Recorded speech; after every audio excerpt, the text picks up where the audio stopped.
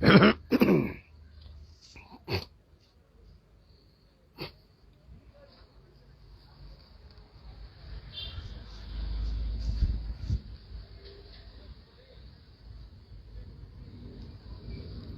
கிறிஸ்துவுக்குள் மிகவும் பிரியமான அன்பு சகோதர சகோதரிகளே, ஜீவனுள்ள தேவனுடைய பிள்ளைகளாய் மரித்து உயிர்த்தெழுந்த ஆண்டவராய் இயேசு கிறிஸ்துவனுடன் சகோதர சகோதரிகளாய் அவருடைய தூய இரத்தத்தினாலும் அவருடைய சிலுவை பாடுகளின் வழியாகவும் மீட்டு விடுதலையாக்கப்படும்படியாய் பரிசுத்தவான்களாக்கப்படும்படியாய் திரும்பவும் தேவனுடைய பிள்ளைகளாய், தேவதூதர்களாய், தேவகுமாரர்களாய் தேவனுடைய சமூகத்தில் சென்றடையும்படியாய் தெரிந்து கொள்ளப்பட்டிருக்கிற, வேறு பிரிக்கப்பட்டிருக்கிற, உலகத்திற்குரியவர்களாயிராதபடி உலகத்திலிருந்து உன்னதத்திற்குரியவர்களாய் பெயர் சொல்லி அழைக்கப்பட்டிருக்கிற அன்புக்குரிய தேவனுடைய ஜனமே, கிறிஸ்துவை ஆண்டவராகவும் இரட்சகராகவும் ஏற்றுக்கொண்டிருக்கிற அன்பு தேவ ஜனமே, உங்கள் அனைவரையும் நான் இந்த நாளிலும் கூட நேற்றைய தியான செய்தியினுடைய தொடர் பகுதிகளை சிந்தனை செய்யும்படியாக உங்களை அன்போடு அழைக்கின்றேன். அருமையானவர்களே, நேற்றைய தினத்திலே எரேமியா தீர்க்கதரிசியின் புஸ்தகம் 52ஆம் அதிகாரம் 17ஆம் வசனத்திலிருந்து ஒரே ஒரு வார்த்தையை மட்டும் ஒரு செய்தியை உங்களுக்கு கொடுத்திருக்கிறேன். அதே செய்தியினுடைய தொடர்ச்சியை நான் இந்த நாளிலே உங்களோடு தர விரும்புகிறேன். இன்றைய நாளுக்குரிய செய்தியானது எரேமியா தீர்க்க தரிசன புத்தகத்தினுடைய தியான உரைகளில் தொடர் செய்திகளில் 231வது செய்தியின் 2ஆம் பாகம். அருமையானவர்களே, அது சற்று வித்தியாசமாக இருக்கும். நீங்கள் எதிர்பார்த்திராத ஒரு செய்தியாகவும் இருக்கக்கூடும். உங்களில் சிலருக்கு இவைகள் புரிந்து கொள்ள அதிகமான வாய்ப்புகள் உண்டு. சிலருக்கு இது கேள்விப்படாத புதிய செய்திகளாயிருக்கிறதே என்று எண்ணவும் தோன்றும். ஆகவே நான் ஒரு காரியத்தை வேதாகமத்திலிருந்து உங்களுக்கு சுட்டி காட்டுகிறேன், புரிந்து கொள்வதற்கு எதுவாக. பரிசுத்த பவுல் அப்போஸ்தலன் கொரிந்தியர்களுக்கு 1ஆம் நிருபத்திலே ஒரு காரியத்தை சுட்டி காட்டுவார். நான் அதை உங்களுக்கு சுட்டி காட்ட விரும்புகிறேன். வேறொன்றுமில்லை, நேற்றைய இன்றைய செய்திகளோடு நீங்கள் ஒப்பிட்டு பார்க்கும்படியாக இதை உங்களுக்கு சுட்டி காட்டுகிறேன். உங்கள் வேதாகமங்களை எடுத்து புதிய உடன்படிக்கையின் புஸ்தகம் அதன் நிருபங்களில் ஒன்றாகிய 1 கொரிந்தியர் 3ஆம் அதிகாரத்திற்கு நேராக திருப்பிக் கொள்ளுங்கள். 1 கொரிந்தியர் 3ஆம் அதிகாரம் 11ஆம் வசனம் முதல் 13ஆம் வசனம் வரையான அந்த 3 வசனங்களையும் நான் உங்களோடு வாசித்து அதற்குரிய ஒரு சிறிய முன்னுரையை தந்துவிட்டு நான் செய்திக்கு வருகிறேன். அருமையானவர்களே, கவனமாக கேளுங்கள். புரியவில்லை என்றால் தயவு செய்து என்னுடைய வாட்ஸ்அப் நம்பரில் உங்களுடைய கேள்விகளை நீங்கள் பகிர்ந்து கொள்ளலாம். கேள்விகளை கேளுங்கள், அல்லது வாய்ஸ் மெசேஜ் அனுப்புங்க, இல்லை என்றால் எழுதி அனுப்புங்க. நான் அதற்குரிய பதிலை வாய்ஸ் மெசேஜில் அனுப்ப மாட்டேன். நிச்சயமாக அதற்குரிய பதிலை உங்களுடைய கேள்வி சரியானதாகவும் அறிந்து கொள்ள விருப்பம் உள்ளதாகவும் என்னுடைய ரகசியங்களை அறிந்து கொள்ள வேண்டும் என்கிற நோக்கத்தோடு எழுதியிருக்கிறீர்கள் என்றால் அதற்குரிய பதிலை நிச்சயமாக நான் தமிழில் டைப் செய்து அனுப்பி தருவேன். நன்றாக புரிந்து கொள்ளுங்கள். அதற்கு முன்பு இந்த வசனத்தை உங்களுக்கு படிக்கிறேன். 1 கொரிந்தியர் 3ஆம் அதிகாரம் 11, 12, 13 ஆகிய வசனங்களை. இதற்கொப்பான இன்னும் சில வசனங்கள் வேதாகமத்திலே நிருபங்களிலே உண்டு. போடப்பட்டிருக்கிற அஸ்திவாரமாகிய இயேசு கிறிஸ்துவை அல்லாமல் வேறே அஸ்திவாரத்தை போட ஒருவனாலும் கூடாது. நன்றாக புரிந்து கொள்ள வேண்டும். போடப்பட்டிருக்கிற அஸ்திவாரமாகிய இயேசு கிறிஸ்துவை அல்லாமல் வேறே அஸ்திவாரத்தை போட ஒருவனாலும் கூடாது. ஒருவன் அந்த அஸ்திபாரத்தின் மேல் பொன், வெள்ளி, விலையேறப்பட்ட கல், மரம், புல், வைக்கோல் ஆகிய இவைகளை கட்டினால் அவன் அவனுடைய வேலைப்பாடு வெளியாகும் நாளானது, அதாவது அவன் அவனுடைய வேலைப்பாடு வெளியாகும் நாளானது, நியாய விசாரிப்பு, அவன் அவனுடைய பணி பொறுப்பு எப்படி அவன் நிறைவேற்றியிருக்கிறான் என்பதை வெளிப்படுத்துகிற அந்த நாளிலே நாளானது அதை விளங்க பண்ணும். ஏனெனில் அது அக்கினியினாலே வெளிப்படுத்தப்படும். அவன் அவனுடைய வேலைப்பாடு எத்தன்மை உள்ளதென்று அக்கினியானது பரிசோதிக்கும். அதன் மேல் ஒருவன் கட்டினது நிலைத்தால் அவன் கூலியை பெறுவான். ஒருவன் கட்டினது வெந்து போனால் அவன் நஷ்டம் அடைவான். அவனோ ரட்சிக்கப்படுவான். அதுவும் அக்கினியில் அகப்பட்டு தப்பினது போல் இருக்கும். 16வது வசனத்தையும் நான் உங்களுக்கு சேர்த்தே வாசிக்கிறேன்.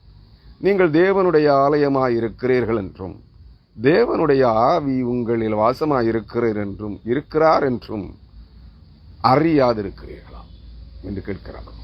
அருமையானவர்களே, இங்கே நேற்றைய தினத்தில் நான் ஒரு காரியத்தை வெளிப்படுத்தின விசேஷம் 21ஆம் அதிகாரம் ஒரு வசனத்தில் இருந்து, அங்கே தேவாலயமாயிருப்பவர் யார்? தேவனாகிய கர்த்தரும் குமாரனாகிய ஆட்டுக்குட்டியானவராகிய இயேசு கிறிஸ்துவே அங்கே ஆலயமாயிருக்கிறார்கள். அங்கே விளக்கு கிறிஸ்துவே அங்கே விளக்காயிருக்கிறார். அவரே ஒளியாகவும் இருக்கிறார். அந்த நிகழ்வைத்தான் பவுலப்போஸ்தலன் இங்கே கொரிந்து திருச்சபைக்கு வெளிப்படுத்தி இருக்கிறார். போடப்பட்டிருக்கிற அஸ்திபாரம் கிறிஸ்துவே. அதாவது போடப்பட்டிருக்கிற அஸ்திபாரம் இயேசு கிறிஸ்துவே திருச்சபையின் அஸ்திபாரமாயிருக்கிறார். அதாவது மணவாட்டி சபையின் சரீரம் அஸ்திபாரமாயிருக்கிறார். அதைத்தான் நாம் சொல்லுகிறோம், கிறிஸ்துவின் சரீரமாகிய சபை. அந்த சபைக்கு அஸ்திபாரம் கிறிஸ்துவே, பேதுரு அல்ல. நீங்கள் அதை நன்றாக புரிந்து கொள்ள வேண்டும். கேபா எனப்பட்ட பாறை, அதுதான் பேதுரு, பிரதான சீடன். அவனிடத்தில் சபையை கட்டுகிற பணியை ஒப்படைத்தார்.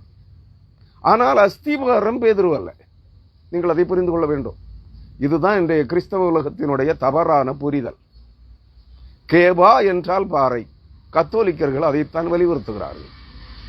கேபாவின் மேல் அந்த அஸ்திபாரம் திருச்சபை, கிறிஸ்துவின் சபை கட்டப்பட்டதில்லை. தவறான கருத்துக்களை முன்வைக்கிறார்கள் இன்றைய தீர்க்கதரிசிகளும் அப்போஸ்தலர்களும் ஊழியர்களும் போதகர்களும் பேராயர்களும். தவறான கருத்துக்களை கேபா என்கிற பேதுருவின் மேல் திருச்சபை கட்டப்பட்டது என்று சொல்லுகிறார்கள், எழுதுகிறார்கள், பிரசங்கிக்கிறார்கள். தயவு செய்து நம்பாதிருங்கள், நன்றாக புரிந்து கொள்ளுங்கள். கேபா எனப்படுவது பாறை, பேதுருவின் விசுவாசம் என்கிற பாறை. கன்மலையாகிய கிறிஸ்துவின் மேல் போடப்பட்டிருக்கிற அஸ்திபாரமாகிய கிறிஸ்துவின் மேல் போடப்பட்டிருக்கிற மூளைக்கு தலைக்கல்லாய் வைக்கப்பட்டிருக்கிற பரீட்சிக்கப்பட்ட கல்லும் விலையேறப்பட்ட கல்லும் மூளைக்கு தலைக்கல்லுமாயிருக்கிற இயேசு கிறிஸ்துவாகிய கண்மலையின் மேல் அவனுடைய விசுவாசத்தை தேவன் நிலைநிறுத்துகிறார். யாருடைய? பேதுருவின் விசுவாசத்தை. அந்த கற்பாறைக்கு ஒப்பான கேபா எனப்படுகிற கற்பாறைக்கு ஒப்பான கிறிஸ்துவின் மேல் உறுதிப்படுத்தப்பட்ட விசுவாசத்தின் மேல் சபை கட்டப்பட்டது. இன்றைக்கும் அந்த விசுவாசம் உங்களுடைய, என்னுடைய, உலகத்தின் கிறிஸ்தவர்களுடைய ஆண்டவராகிய இயேசு கிறிஸ்துவே உலக ரட்சகர், அவரே தேவன், அவரே உனக்கும் எனக்கும் ஜீவொளியாயிருக்கிறார் என்று விசுவாசிக்கிற அனைவருடைய விசுவாசமே நம்மை கிறிஸ்துவின் சரீரமாகிய சபையிலே அங்கத்தினர்களாக கூட்டி சேர்க்கும். பேதுரு சபை அல்ல. அதைத்தான் அவர்கள் வலியுறுத்துகிறார்கள், ரோமன் கத்தோலிக்கர்கள். பேதுருவின் ஸ்தானத்திலே போப்பாண்டவர் சபையாக இருக்கிறார், சபைக்கு அஸ்திவாரமாக இருக்கிறார். இல்லை, ஒரு நாளும் இல்லை, ஒருபோதும் இல்லை, ஒரு காலம் அது உறுதிப்படாது, அது அழிக்கப்படும். அப்படிப்பட்ட திருச்சபைகள், போப்பாண்டவர், கர்தினால்கள், பேராயர்கள், கத்தோலிக்க போதகர்கள், பாதிரியார்கள், கன்னியாஸ்திரிகள், கத்தோலிக்க புனிதர்கள், மரித்த மனித புனிதர்கள், கிறிஸ்தவ திருச்சபை தலைவர்கள், புரோட்டஸ்டன்ட், பெந்தைகோஸ்தே திருச்சபை தலைவர்கள், தீர்க்கதரிசிகள், அப்போஸ்தலர்கள், போதகர்கள், பேராயர்கள், ரெவரண்டுகள், ஊழியர்கள், சுவிசேஷகர்கள், இவர்களின் மேல் உங்கள் விசுவாசத்தை வைத்தால் நீங்கள் கிறிஸ்துவின் சபையில் அங்கத்தினர்கள் அல்ல. புரியும்னு நினைக்கிறேன். இதுக்கு மேல இதை தெளிவுபடுத்த முடியாது. உங்களுக்கு புரியும், அறிந்து கொள்வீர்கள் என்று நம்புகிறேன். உங்கள் வீரர்கள் எவர் மேலும் விசுவாசத்தை வைக்காதீர்கள். உங்கள் விசுவாசம் பரீட்சிக்கப்பட்ட கல்லும், அதாவது கல்மலை கல்வாரி சிலுவையில விசுவாச சோதனைகளினோடாய் பரீட்சிக்கப்பட்டு காயப்பட்டு ரத்தம் சிந்தி மரித்து உயிர்த்தெழுந்த கண்மலையாகிய பரீட்சிக்கப்பட்ட கல்லும் விலையேறப்பட்ட கல்லுமாயிருக்கிற போடப்பட்டிருக்கிற அஸ்திபாரமாகிய கிறிஸ்துவின் மேல் உங்கள் விசுவாசத்தை ஊன்ற கட்டிவிட்டு உங்களுக்கு கர்த்தருடைய வேத வசனங்களை, கற்பனையான கட்டுக்கதைகளை அல்ல, வேதாகமம் முன்னுரைக்காத தீர்க்க தரிசனங்களை அல்ல, வேதாகமம் கற்பிக்கிற வசனங்களை, தீர்க்க தரிசனங்கள், சட்டங்கள், போதனைகள், இவைகள் சார்ந்த வசனங்களை வசனத்தின்படி பிரசங்கிக்கிறவர்களை பின்பற்றுங்கள். அவர்களுடைய செய்திகளை விசுவாசியுங்கள். போதாததற்கு நீங்கள் வேதாகமத்தை தினந்தோறும் படியுங்கள், திரும்ப திரும்ப படியுங்கள். அப்பொழுதுதான் பிரசங்கிக்கப்படுகிற வார்த்தை வேத வசனத்தின்படியானதா, இல்லை வசனத்திற்கு வெளியே உள்ளதா, வசனத்திற்கு புறம்பே உள்ளதா என்பதை அறிந்து கொள்வீர்கள். அன்பான கிறிஸ்தவர்களே, உங்கள் விசுவாசம் எங்கே இருக்கிறது என்பதை சோதியுங்கள்.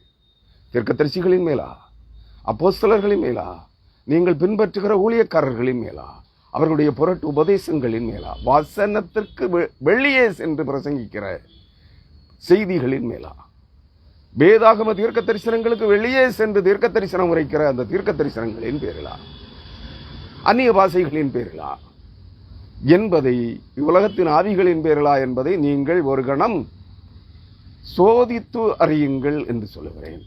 ஏனெனில் இந்த வசனங்கள் சொல்லுகிறது, போடப்பட்டிருக்கிற அஸ்திபாரமாகிய கிறிஸ்துவின் மேல்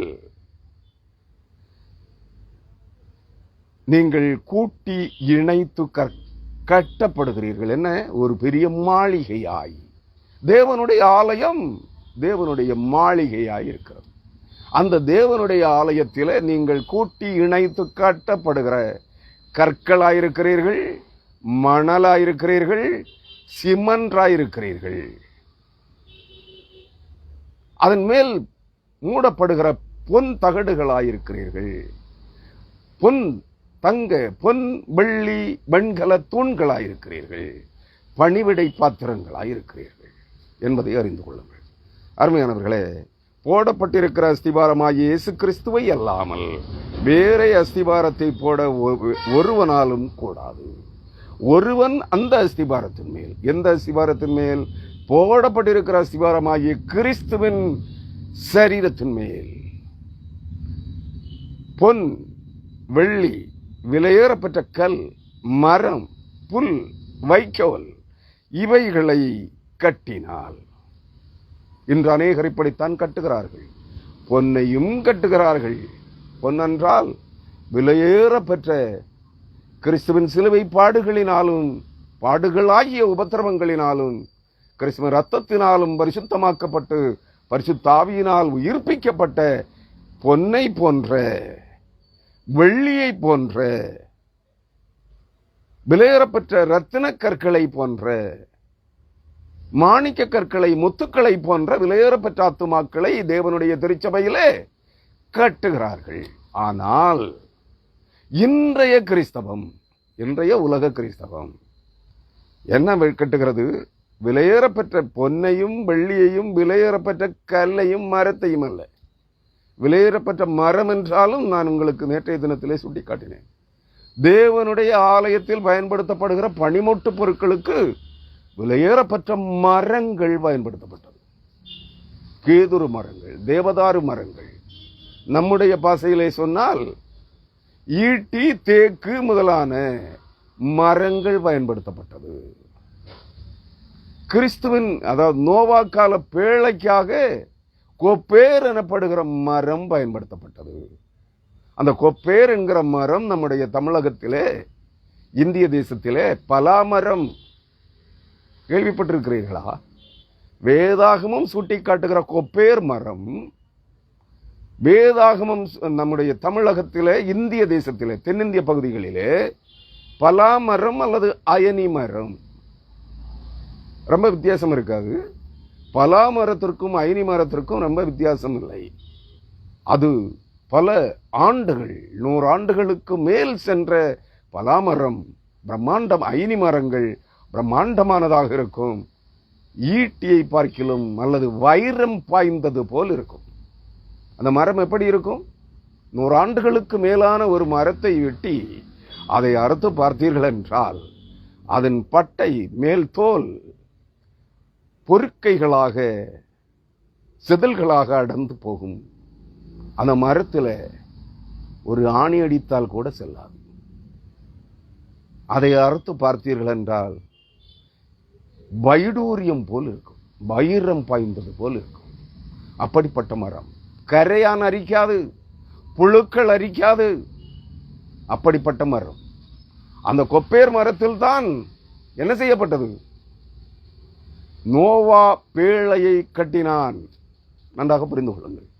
கொப்பேர் தான் இந்திய தேசத்திலே, தென்னிந்திய பகுதிகளிலே, தமிழகத்திலே, கேரளத்திலே மற்றும் பல பகுதிகளிலே, மலை வாழ் ஸ்தலங்களிலே காணப்படுகிற பலா மரங்கள், அயனி மரங்கள். புரிந்து கொள்ளுங்கள். இங்கே ஈட்டி என்றும் தேக்கு மரம் என்றும் சொல்லப்படுகிற மரங்களே வேதாகமத்திலே சுட்டிக்காட்டப்படுகிற தேவதாரு, கேதுரு மரங்கள். நன்றாக நீங்கள் புரிந்து வைத்திருக்க வேண்டும். இது லெபனானிலும் இந்த மரங்கள் உண்டு என்று கேள்விப்படுகிறேன். சரியா என்று எனக்கு தெரியாது. அருமையானவர்களே, மரம் வரையிலும். ஆனால் புல் வைக்கோல் மரமும் என்ன செய்யும்? தேவன் தம்முடைய பணிவிடை பாத்திரங்களாக, கரத்தின் கருவிகளாக, தம்மாலே பயன்படுத்தப்படுகிற கருவிகளாக உங்களை பயன்படுத்த முடியும். நீங்கள் வைரம் பாய்ந்த மரங்களாயிருந்தால். ஆனால் இடி விழுந்த மரங்களாக இறக்காதீர்கள். நன்றாக புரிந்து கொள்ளுங்கள். மின்னல் பாய்ந்த இடி விழுந்த மரங்களாய் இராதீர்கள். ஆனால் வைரம் பாய்ந்த மரங்களாய், உறுதியான, எந்த உலகத்தின் கரையான்களாலும் அரிக்க முடியாத மரங்களாய் இருந்தீர்கள் என்றால் தேவன் உங்களை பயன்படுத்துவார். ஆனால் இன்றைய தீர்க்கதரிசிகளும் அப்போஸ்தலர்களும், இன்றைய ஊழியக்காரர்களும், இன்றைய உலக திருச்சபையும் கட்டி எழுப்புகிற, கற்பிக்கிற புல்லாகவோ வைக்கோலாகவோ இருந்தீர்கள் என்றால், ஆகிய இவைகளை கட்டினால் புல்லும் வைக்கோலுமாய் காணப்படுகிற இந்த இன்றைய உலக கிறிஸ்தவர்களை, பக்தி வேடதாரி கிறிஸ்தவர்களாக நீங்கள் இருந்தால், நியாய விசாரணையின் நாள் அக்கினி உங்களை பரிசோதிக்கும். எந்த அக்கினி? பரலோகத்தின் பரிசுத்த அக்கினி, பட்சிக்கிற அக்கினி உங்களை சோதிக்கும். அந்த அக்கினிக்கு முன்பாக நிற்க தகுதியில்லாத புல்லும் வைக்கோலும் மற்ற ஏனைய மரங்களும், உறுதியற்ற, விசுவாச உறுதி இல்லாத ஏனைய மரங்களும் சாம்பலாகி போகும் என்பதை உணர்ந்து கொள்ளுங்கள். அவனுடைய வேலைப்பாடு வழியாகும் நாளானது, விசாரிப்பின் நாளானது அதை விளங்க பண்ணும். ஏனெனில் அது அக்கினியினாலே வெளிப்படுத்தப்படும். அவனுடைய வேலைப்பாடு எத்தன்மை உள்ளதென்று அக்கினியானது பரிசோதிக்கும். ஆனால் அதன் மேல் ஒருவன் கட்டினதும் நிலைத்தால், 14ஆம் வசனம், அந்த கட்டினது அது தேவனுடைய சரீரமாகிய சபையின் மேல் கட்டப்பட்ட நீ, அன்பான விசுவாசியே, விசுவாசியே, ஊழியக்காரனே, ஊழியக்காரியே, நீ அந்த அக்கினிக்கு நின்றால் அல்லது வெந்துருகி சாம்பலாய் போனால் நீ தப்பிக்கொள்ள மாட்டாய். தேவனுடைய ராஜ்யத்திலே, மணவாட்டி சபையிலே, கிறிஸ்துவின் சபையிலே நீ அங்கமாக இருக்க முடியாது. சாம்பலாகி, வெந்துருகி சாம்பலாய் போவாய். ஒருவன் கட்டினது வந்து போனால் அவன் நஷ்டம் அடைவான். அவனுக்கு எந்த ஆதாயமும் அங்கே இல்லை. ஆனால் அங்கே ஒரு வார்த்தை சொல்லப்படுகிறது, அவனோ ரட்சிக்கப்படுவான். ஏன்? பல ஆண்டுகள் கர்த்தருடைய ஊழியக்காரன் என்று ஊழியம் செய்தான். ஆனால் பல ஆயிரம், பல லட்சம் ஜனங்களை தன் பின்னாலே கட்டி இழுத்து கிறிஸ்துவின் சபையிலே நீங்கள் பரிசுத்தவான்கள் என்று கூட்டி சேர்த்தான். ஒன்று கூட மிஞ்சாது, அனைத்தும் சாம்பலாய் போகும். ஆனால் அவனுடைய ஆத்துமா தப்பும். புரியுதுங்களா உங்களுக்கு? வசனம் சொல்லுகிறதுங்க, நான் சொல்லலை. வசனம் சொல்லுகிற வார்த்தைகளை உங்களுக்கு தெளிவுபடுத்துகிறேன், அவ்வளவுதான். அதுவும் அக்கினியில் அகப்பட்டு தப்பினது போல் இருக்கும். அவனும் அக்கினிக்கு நின்றால் அவனுடைய ஜீவாத்மா அக்கினியிலே உருகாதபடி, வெந்து போகாதபடி நிற்கும் என்றால், அந்த கடைசி சோதனையிலும் அவனுடைய விசுவாசம் நிலை பெற்றிருக்கும் என்றால் அவனுடைய ஆத்மா ரட்சிக்கப்படும். இல்லை என்றால் அவன் நரகாக்கினி கடலுக்கு செல்ல வேண்டியதுதான். நீங்கள் யாரை பின்பற்றுகிறீர்கள்? நீங்கள் கிறிஸ்துவின் சபையில் அல்லது கிறிஸ்துவில் யாராக இருக்க விரும்புகிறீர்கள்? யாராக இருக்கிறீர்கள் என்பது தான் கேள்வி. அந்த கேள்விகளுக்கான விடையைத்தான் நான் நேற்றைய செய்தியிலிருந்து உங்களுக்கு தந்து கொண்டிருக்கிறேன். நான் செய்திக்குள்ளே வருகிறேன். அருமையானவர்களே, எரேமியா தீர்க்கதரிசியின் புஸ்தகம் 52ஆம் அதிகாரம் 17ஆம் வசனத்தை ஒரு முறை கூட படித்து, அந்த வசனம் இன்னும் முடியல. ஒரே வசனத்திலே நேற்று 2 மணி நேரம் செய்தி, இன்று 2 மணி நேரம் செய்தி. இன்னும் ஒருவேளை கர்த்தருடைய சித்தத்தின்படி இன்றும் அந்த வார்த்தை வெண்கல தூண்கள், இன்றும் அந்த செய்தி முடிவடையவில்லை என்றால் நாளைய தினத்திலே தொடரும். புரிந்து கொள்ளுங்கள். அந்த வார்த்தையை படிக்கிறேன். எரேமியா 52ஆம் அதிகாரம் 17ஆம் வசனம். உங்கள் வேதாகமங்களை எரேமியா தீர்க்கதரிசியின் புஸ்தகம் 52ஆம் அதிகாரம் 17ஆம் வசனத்திற்கு திருப்பிக் கொள்ளுங்கள். கர்த்தருடைய ஆலயத்திலிருந்து வெண்கல தூண்களையும் கர்த்தருடைய ஆலயத்திலிருந்த ஆதாரங்களையும் வெண்கல கடல் தொட்டியையும் கல்தையர் உடைத்து போட்டு அவைகளின் வெண்கலத்தை எல்லாம் பாபிலோனுக்கு எடுத்துக்கொண்டு போனார்கள். இந்த வசனத்தில் கர்த்தருடைய ஆலயத்திலிருந்து வெண்கல தூண்களும் அதன் ஆதாரங்களும் என்பதை நான் உங்களோடு பகிர்ந்து கொள்ள விரும்புகிறேன். அதற்கு ஆதாரமாக அன்பானவர்களே, உங்கள் வேதாகமங்களை பழைய உடன்படிக்கையின் புத்தகம், பழைய ஏற்பாட்டின் புத்தகம் 2 நாளாகமம் 4ஆம் அதிகாரத்திற்கு திருப்பிக் கொள்ளுங்கள். 2 நாளாகமம் பழைய உடன்படிக்கையின் புஸ்தகம், அதாவது பழைய ஏற்பாட்டு வேதாகமத்தில் பழைய ஏற்பாட்டு பகுதியில் 2 நாளாகமம் 4ஆம் அதிகாரத்திற்கு நேராக உங்கள் வேதாகமங்களை திருப்பிக் கொள்ளுங்கள். அங்கே நான் 2 நாளாகமம் 4ஆம் அதிகாரம் 1 மற்றும் 11, 12, 13 ஆகிய 4 வசனங்களை உங்களோடு படிக்க விரும்புகிறேன். தெளிவாக கேளுங்கள், தொடர்ச்சியாக அல்ல. 2 நாளாகவும் 4ஆம் அதிகாரம் 1ஆம் வசனத்தையும் 11ஆம் வசனத்தையும் 12, 13 ஆகிய வசனங்களையும் உங்களோடு படிக்க விரும்புகிறேன். உங்கள் வேதாகமங்களை திருப்பிக் கொள்ளுங்கள். தயவு செய்து அந்த வசனங்களை கவனியுங்கள். அன்றியும் 20 முழமும் 20 முழ அகலமும் 1ஆம் வசனம் இல்லைங்க, 1ஆம் வசனம் அல்ல, தவறுதலாக சொல்லிவிட்டேன். 2 நாளாகமும் 3ஆம் அதிகாரம் 15ஆம் வசனம். வசனத்தை நான் குறிப்பிட்டு காட்டியதில் ஒரு தவறு, தயவு செய்து மன்னித்துக் கொள்ளுங்கள். இது இயல்பானதுதான். கவனக்குறைவினால் அந்த வசனத்தை மாற்றி சொல்லிவிட்டேன். 2 நாளாகமும் 3ஆம் அதிகாரம் 15ஆம் வசனம். ஆலயத்திற்கு முன்பாக 35 முழ உயரமான 2 தூண்களையும் அவைகளுடைய முனைகளின் மேல் இருக்கும், முனைகளின் மேல் என்றால் உச்சியின் மேல் இருக்கும் 5 முழ உயரமான கும்பங்களையும் உண்டாக்கி சந்நிதிக்கு முன்னிருக்க சங்கிலிகளையும் பண்ணி தூண்களின் முனைகளில் மேல் பற்ற வைத்து 100 மாதளம்பழங்களையும் பண்ணி அந்த சங்கிலிகளில் கோர்த்தான். அந்த தூண்களை அவன் தேவாலயத்திற்கு முன்பாக ஒன்றை வலதுபுறத்திலும் ஒன்றை இடதுபுறத்திலும் நாட்டி, வலதுபுறமானதற்கு யாகீன் என்றும் இடதுபுறமானதற்கு போவாஸ் என்றும் பெயரிட்டார். அருமையானவர்களே, இந்த 3 வசனங்களும் தான் 4ஆம் அதிகாரத்திலே 12, 13, 14 ஆகிய வசனங்களை நான் தொடர்ந்து படிக்கிறேன், கேளுங்கள். 2 நாளாகவும் 4ஆம் அதிகாரம் 12, 13, 14 வசனங்கள். அவைகள் என்னவெனில், 2 தூண்களும் 2 தூண்களுடைய முனையின் மேல் இருக்கிற கும்பங்களும்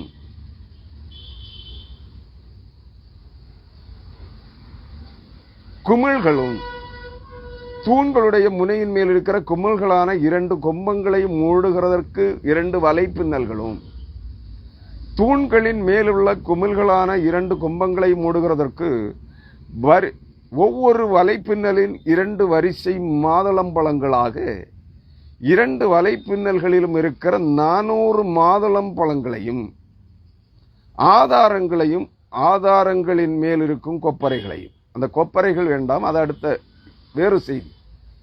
ஆதாரங்கள் 14ஆம் வசனத்தினுடைய முதற் பகுதி, ஆதாரங்களையும் செய்தார். இவைகளைத்தான் நாம் இன்றைய நாளிலே சிந்திக்க இருக்கிறோம்.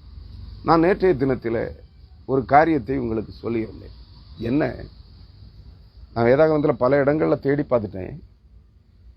ஆனால் கணக்கில் அடங்காத நிறையுள்ள வெள்ளி, வெண்கலம், பொன், வைர வைடூரியங்கள், மரங்களை தாவீது சாலமோனிடத்தில் ஒப்படைத்தான் என்று சொல்லப்பட்டிருக்கிறது. ஜனங்களும் தங்களால் இயன்ற அனைத்தையும் கொடுத்தார்கள் என்று சொல்லப்பட்டிருக்கிறது. ஒரே ஒரு காரியத்தை சுட்டிக்காட்டுகிறேன் உங்களுக்கு. பல்வேறு இடங்களிலே நேற்றைய தினத்திலே சொன்னேன், ஒரு தாலந்து என்பது 40 முதல் 41 கிலோ. ஒரு தாலந்து வெள்ளி அல்லது ஒரு தாலந்து தங்கம், பொன் அல்லது ஒரு தாலந்து வெண்கலம். என் நிறை, அதனுடைய வெயிட் என்னன்னா, ஒரு தாலந்து என்பது 40 முதல் 41 கிலோ. பவுண்ட் அல்ல, ஒரு பவுண்டுனா 456 கிராம். பவுண்ட் என்பது வெறும் 456 கிலோகிராம். அது அரை கிலோவுக்கும் சற்று குறைவானது. கிலோ என்றால் 1000 கிலோகிராம். நன்றாக புரிந்து கொள்ளுங்கள். 41, நாம் 41 என்பதை விட 40 என்றே எடுத்துக்கொள்வோம். நீங்கள் வேதாகமத்தை தேடி படித்தால் தாவீது 5000 கிலோ பொன்னையும், 5000 கிலோ அல்ல, 5000 தாலந்து பொன்னையும். 5000 தாலந்து பொன் என்றால் எத்தனை கிலோ? தோராயமாக 5000 தாலந்து என்பது, அந்த கணக்கை போட்டு பார்த்தால் அது என்ன சொல்லுகிறது? 1,20,000 கிலோ தங்க பொன்னையும், 5000 தாலந்து பொன். கிலோ கணக்கில் எவ்வளவு? 1,20,000 கிலோ பொன்னையும், 7,000 தாலந்து வெள்ளியையும். 7,000 தாலந்துன்னா எவ்வளவு? 2,80,000 கிலோ வெள்ளியையும் கர்த்தருடைய ஆலயத்தை கட்டுவதற்கு கொடுத்திருக்கிறான் தாவீது. இது எதிலிருந்து? அவன் காணிக்கையாக மனப்பூர்வமாய் அவனுடைய பொக்கிஷத்திலிருந்து கொடுத்தது. ஜனங்களிடமிருந்து சேர்த்து கொடுத்ததுமாக இன்னும் அதிகம், பல லட்சம் கிலோ தங்கத்தையும் வெள்ளியையும் கொடுத்திருக்கிறான். கற்கள், ரத்தினங்களையும் வைரங்களையும் வைடூரியங்களையும் கொடுத்திருக்கிறான். எப்படிப்பட்ட, அப்படி என்றால் எருசலேம் தேவாலயம் தங்கத்தாலும் வெள்ளியாலும் வெண்கலத்தாலும் மின்னி அலங்கரிக்கப்பட்டு மின்னி கொண்டிருந்திருக்கிறது. ஜெகஜோதியாக இருந்திருக்கிறது. யோசித்து பாருங்கள். கற்பனை கேட்டுமா? வேதவசனம் சொல்கிறது, இவைகளைத்தான் பாபிலோன் ராஜாவாகிய நேபுகாத்நேச்சாரும் அவனுடைய சேனாபதியாகிய நெபுசாரதானும் எருசலேம் தேவாலயத்திலிருந்து கொள்ளையடித்து எருசலேம் தேவாலயத்தை சுட்டரித்து பொன்னையும் வெள்ளியையும் வெண்கலத்தையும் உருக்கி எடுத்துக்கொண்டு போயிருக்கிறார்கள். இவைகள் இன்னும் சிறையிருப்பிலிருந்து வரவில்லை. இவைகளைத்தான், இவைகளுக்கு ஒப்பான பரிசுத்த தேவாலயத்தின் பணிமுட்டுகளைத்தான் லூசிபர் எனப்படுகிற அதிகாலையின் மகனாகிய விடிவள்ளி பூமிக்கு தள்ளப்பட்ட போது அல்லது அனுப்பப்பட்ட போது தன்னுடைய ஆளுகைக்கு, தன்னுடைய அதிகார வரம்பிற்கு உட்பட்ட அனைத்து பொருட்களையும், கர்த்தருடைய ஆலயத்தின் பணிமுட்டுகள் அனைத்தையும் பூமிக்கு கொண்டு வந்து விட்டான் என்று நேற்றைய தினத்திலே சொன்னேன். அருமையானவர்களே, இன்று செய்திக்கு முன்பாக நான் ஒரு காரியத்தை உங்களுக்கு சுட்டிக்காட்ட விரும்புகிறேன். அந்த லூசிபரை தான் செய்திக்குள்ளே பிரவேசிப்பதற்கு முன்பு, ஜெபித்து செய்திக்குள்ளே செல்வதற்கு முன்பு ஒரு முன்னுரையாக அந்த காரியத்தை கூட தெளிவுபடுத்த விரும்புகிறேன். இதற்கு முன்பு சில செய்திகளையும் நேற்றைய செய்திகளையும் கவனித்து வருகிற ஒரு நண்பர் பெங்களூர் பட்டணத்திலிருந்து, அவர் தமிழகத்தை சார்ந்தவர், பெங்களூரிலிருந்து எனக்கு ஒரு கேள்வியை இந்த நாளிலே அனுப்பியிருக்கிறார். என்ன தெரியுமா? நான் அவருக்கு பதில் கொடுத்து விட்டேன்.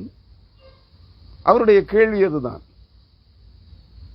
சிவபெருமானும் சிலுவையில் அறையப்பட்ட இயேசுவும் ஒருவரா இல்லை 2 பேரா என்கிற ஒரு கேள்வியை முன்வைத்திருக்கிறார். காரணம், நான் தமிழ் இலக்கியங்கள் சொல்லுகிற திருவிளையாடல் புராணம் மற்றும் இந்திய புராணங்கள், இந்து புராணங்கள் அல்ல, இந்திய புராணங்கள் சொல்லுகிற, தமிழ் இலக்கியங்கள் சொல்லுகிற சிவபெருமானை குறித்து ஒரு காரியத்தை உங்களுக்கு சொன்னேன். அந்த சொற்றொடரை அவர் பயன்படுத்தி ஒரு விளக்கம் கேட்டிருக்கிறார். நான் அதை உங்களுக்கும் தெளிவுபடுத்த கடமைப்பட்டிருக்கிறேன். ஏனெனில் அநேகருக்கு இதில் இடரல் இருக்கிறது.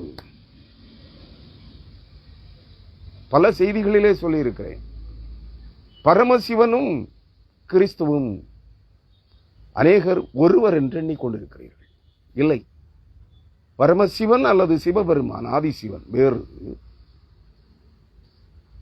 அந்த பரமசிவன் தவம் இருக்கிறாரே, அந்த தவம் இருப்பது பரம்பொருளாகிய தேவனை பார்த்து. அந்த தேவனாகிய கர்த்தரே கிறிஸ்து, அவரே மனிதனாக வந்தார், அவரே இயேசு கிறிஸ்து என்பதை நீங்கள் தெளிவுபடுத்திக் கொள்ள வேண்டும். அதற்காக சொல்லுகிறேன். ஆனால் அந்த பரமசிவன், ஆதிசிவன், சிவபெருமான் யார்? நெற்றிக்கண்ணையுடைய சிவபெருமான், நெற்றிக்கண்ணையுடைய பரமசிவன், பாம்பணிந்த ஆதிசிவன். இவர் தேவன் அல்ல. நான் பல செய்திகளிலே சொல்லியிருக்கிறேன். இவர் யார்? பரமசிவன் என்றும் ஆதிசிவன் என்றும் நெற்றிக்கண்ணையுடைய சிவபெருமான் என்றும் நீங்கள் வழிபடுகிற, நம்பி இருக்கிற இவர் தேவன் அல்ல. இவர் சர்வவல்லமையுள்ள தேவனாகிய பரம்பொருளாகிய தேவனுக்கு முன்பாக நின்றவர், நிற்கத்தக்கவர். நின்றவர், ஆனால் பூமிக்கு அனுப்பப்பட்டு விட்டார். பூமிக்கு அவர் அனுப்பப்பட்ட போதே வலு சர்ப்பமாகிய சாத்தான் சர்ப்பமாக, பாம்பாக அவருடைய கழுத்திலே ஏறி அமர்ந்து கொண்டது. எப்படி? ஆதாமை ஏதேன் தோட்டத்தை விட்டு துரத்துகின்ற போது பாம்பையும் துரத்தினார். அந்த பாம்பு இந்த ஆதாமை, அதாவது பரமசிவன் அல்லது ஆதிசிவன் அல்லது நெற்றிக்கண்ணையுடைய சிவபெருமானை இவன்தான் கடவுள் என்று காண்பிக்கிறது.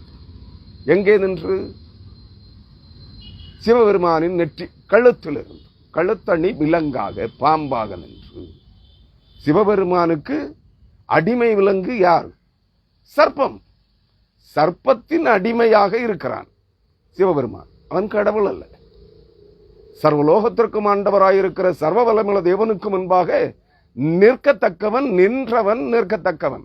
இன்னும் அவனே அந்த இடத்திற்கு நிற்க தகுதியுள்ளவனாக்கப்படுகிறான். நன்றாக புரிந்து கொள்ளுங்கள். அதனாலே தயவு செய்து இயேசு கிறிஸ்துவை ஈசன் என்ற பெயரிலோ, ஆதிசிவன் என்ற பெயரிலோ, பரமசிவன் என்ற பெயரிலோ, நெற்றிக்கண்ணையுடைய சிவபெருமான் என்ற பெயரிலோ வழிபடாதிருங்கள். அவர் வேறு, இவர் வேறு. பரம்பொருளாகிய தேவனே மரியாளின் வயிற்றில் மனிதகுமாரனாக இயேசு என்ற பெயரிலே பிறந்தார்.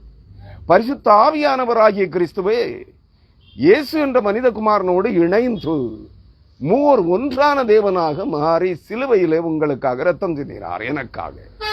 அவரே உயிர்த்தெழுந்தார். இன்றும் பரலோகத்திலே ஒன்றான மெய் தேவனாகிய பரலோக தகப்பனுடைய மடியிலே அவருடைய சிங்காசனத்திலே அமர்ந்திருக்கிறார். அவரைத்தான் நீங்கள் வழிபட வேண்டும். சிவபெருமான் பெயரையோ, பரமசிவன் பெயரையோ, ஆதிசிவன் பெயரையோ நீங்கள் குறிப்பிட்டு சொல்லி வழிபடுவீர்கள் என்றால் நீங்கள் அவனை அல்ல, அவன் கழுத்தில் இருக்கிற பாம்பையே துதிக்கிறீர்கள். நன்றாக புரிந்து கொள்ள வேண்டும். அவன் எப்போது தேவ சமூகத்திலே திரும்பவும் செல்வான்? அவன் கழுத்தில் இருக்கிற அடிமை விலங்காகிய சாத்தானின் அடிமை விலங்காக இருக்கிற அந்த சாத்தானாகிய சர்ப்பம், பாம்பு, அந்த நச்சு பாம்பு எப்பொழுது அவன் கழுத்தை விட்டு, கண்டத்தை விட்டு வெளியேறுகிறதோ, அதான் நீலகண்டன், திருநீலகண்டன். அவனுடைய நச்சு, வலு சர்ப்பத்தின் நச்சு பாம்பு, பாம்பின் நச்சு பொருளை அவனுடைய கண்டத்தில நீலகண்டமாக இருக்கிறது. அந்த கண்டம், அந்த நச்சு அவனுடைய சரீரத்தை விட்டு, கழுத்தை விட்டு, தொண்டையை விட்டு விலக வேண்டும். அந்த பாம்பு விலங்கு, அந்த பாம்பாகிய விலங்கு, அடிமை சங்கிலி அவன் கழுத்தை விட்டு விலக வேண்டும். அப்பொழுது அவன் இழந்த தேவசாயலாகிய ஒளியை திரும்பவும் பெற்றுக்கொண்டு ஒளியின் தூதனாக ஜீவ ஒளியாகிய கிறிஸ்துவுக்கு முன்பு நிற்கத்தக்கவனாய் செல்லுவான். நன்றாக புரிந்து கொள்ளுங்கள். அதனால மகாதேவன் என்கிற சிவபெருமானோ, பரமசிவனோ, ஆதிசிவனோ இயேசு அல்ல என்பதை நீங்கள் புரிந்து கொள்ள வேண்டும். அதற்கு ஒரு தெளிவு. அவர் என்ன கேட்டார் என்னிடத்தில்? தென்னாடுடைய சிவனே போற்றி. அந்த நண்பர் கேட்ட கேள்விக்கான கரு அதுதான். தென்னாடுடைய சிவனே போற்றி, என் நாட்டவர்க்கும் இறைவா போற்றி. இந்த வார்த்தையை யாருக்கு பயன்படுத்துகிறார்கள்? தமிழ் இலக்கியங்களை எழுதினவர்களும் பிற்கால சைவ சமய பண்டிதர்களும் சமய குரவர்களும் பாடின பாடல்களிலே அதுதான் எழுதப்பட்டிருக்கிறது. ஏன்? தென்னாடுடைய சிவனே போற்றி, என் நாட்டவர்க்கும் இறைவா போற்றி. இந்த கேள்விக்கான பதிலை அவர் கேட்டிருக்கிறார். இதையும் நான் பிரசங்கித்திருக்கிறேன். நன்றாக புரிந்து கொள்ள வேண்டும். அந்த குழப்பங்கள் அவரை அந்த கேள்வியை கேட்க வைத்திருக்கிறது. கவனித்து வருகிறார், கேட்டு வருகிறார், அதை ஒப்பிட்டு பார்க்கிறார். அங்கே ஒரு கேள்வி அவருக்கு தோன்றி இருக்கிறது. இது அவருக்கு தோன்றியதா அல்லது பலருக்கு தோன்றின கேள்வியே அவர் வழியாக கேட்டு எங்களுக்கு விளக்கம் தாருங்கள் என்று அவர்கள் அவரிடத்தில் சொல்லி இருக்கிறார்களா, இவர் கேட்டிருக்கிறாரா என்று தெரியாது. அதை குறித்த தெளிவு எனக்கு இல்லை. இருந்தாலும் அந்த கேள்விக்கான பதிலை சொல்லுகிறேன். தென்னாடுடைய சிவனே போற்றி, என் நாட்டவர்க்கும் இறைவா போற்றி. தென்னாடுடைய சிவன் யார்? தென்னாடு எது? இந்திய அளவிலே நீங்கள் தென்னாடு என்று பார்த்தால் தென்னிந்தியா தானே. இந்திய தேசத்திலே இந்தியா பல்வேறு மாநிலங்கள், பல்வேறு மொழி, பல்வேறு இன மக்கள் சார்ந்த ஒரு கூட்டமைப்பாக இருக்கிறது இல்லையா? அதை ஒரு நாடு என்று சொல்லுகின்ற நிலையில் இல்லை, ஒரு தேசம் என்று சொல்லுகிற நிலையிலும் இல்லை. பல நாடுகள் ஆகிய மாநிலங்கள் இணைத்து ஒவ்வொரு மாநிலமும் ஒவ்வொரு மொழி பேசுகிற மக்களால் நிறைந்திருக்கிறது, பல்வேறு இன மக்களால் நிறைந்திருக்கிறது. அப்படிப்பட்ட இந்த இந்திய தேசத்திலே அதன் தென்னிந்திய பகுதிகள், விந்திய மலைகளுக்கு பிற்பாடு இப்பால் இருக்கிற தெற்கில் இருக்கிற நாடுகள். நன்றாக புரிந்து கொள்ளுங்கள் நீங்கள். அதான் தென்னாடுடைய சிவனே போற்றி. விந்திய மலைகளுக்கு இப்பால் இருக்கிற தட்சண இந்தியா, தென்னிந்தியா, தென்னிந்தியாவை உடைய சிவனே போற்றி என்று சொல்லுகிறார். ஆனால் பாண்டிய இலக்கியங்கள்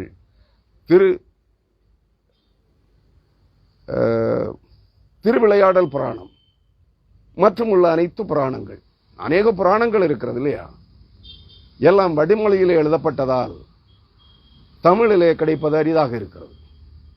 ஏனெனில் நான் ஏற்கனவே சொல்லியிருக்கிறேன், யூத வேதியர்களே 2500 ஆண்டுகளுக்கு முன்பு தமிழுக்கும் எபிரேய மொழிக்கும் இணைமொழியாக சமஸ்கிருதத்தை, சமக்கிருதம் இணைமொழி, சமக்கிருதத்தை உருவாக்கினார்கள். அவர்கள் கடந்த தலைமுறை வரை இருந்தவர்களுக்கு சமக்கிருதம் தெரியும். நான் ஒரு தவறு செய்தேன். என்ன தெரியுமா? என்னுடைய தாத்தா சமஸ்கிருதத்தில் எழுதவும் படிக்கவும் பேசவும் தெரிந்தவர். என்னுடைய அப்பாவோட அப்பாவுக்கும் கொஞ்சம் தெரியும். அவர் கேட்டார் என்னிடத்தில், சமஸ்கிருதத்தை தேவநாகரி அதை எழுதவும் படிக்கவும் விரும்புகிறாயா? வேண்டாம். இன்று அதை யோசிக்கிறேன்.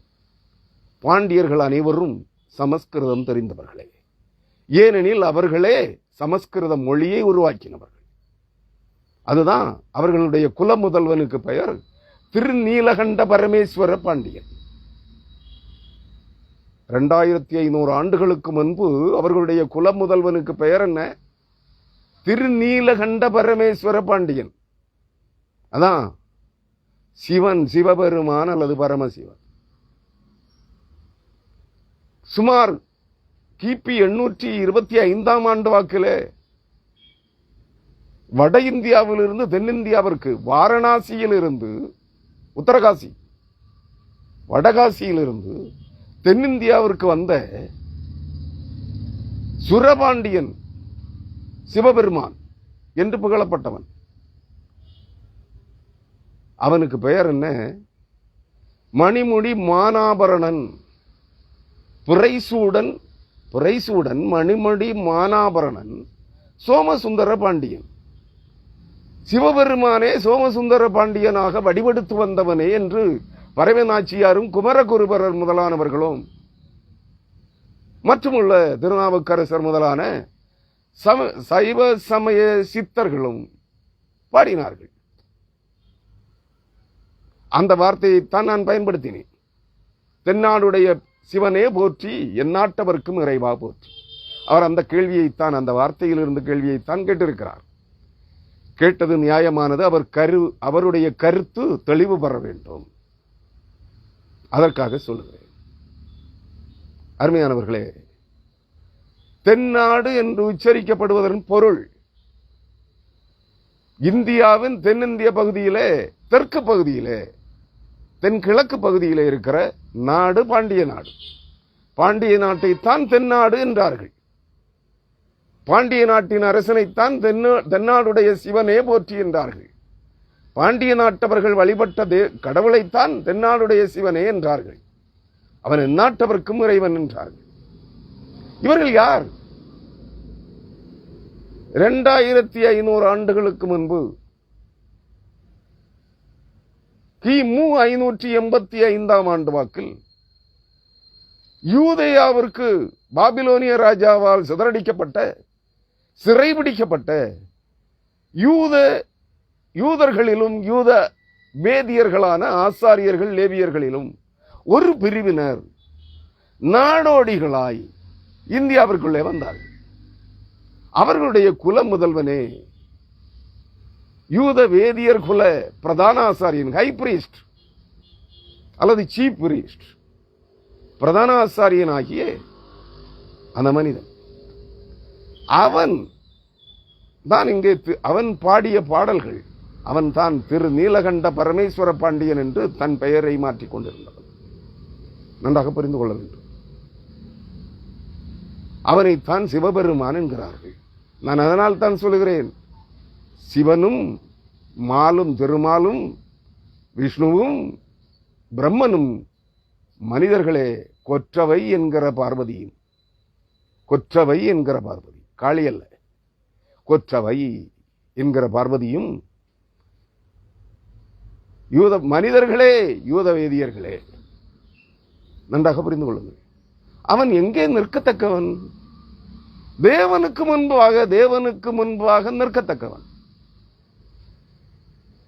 அதுதான் அங்கே லூசிபருக்கு ஒப்பிடப்படுகிறது.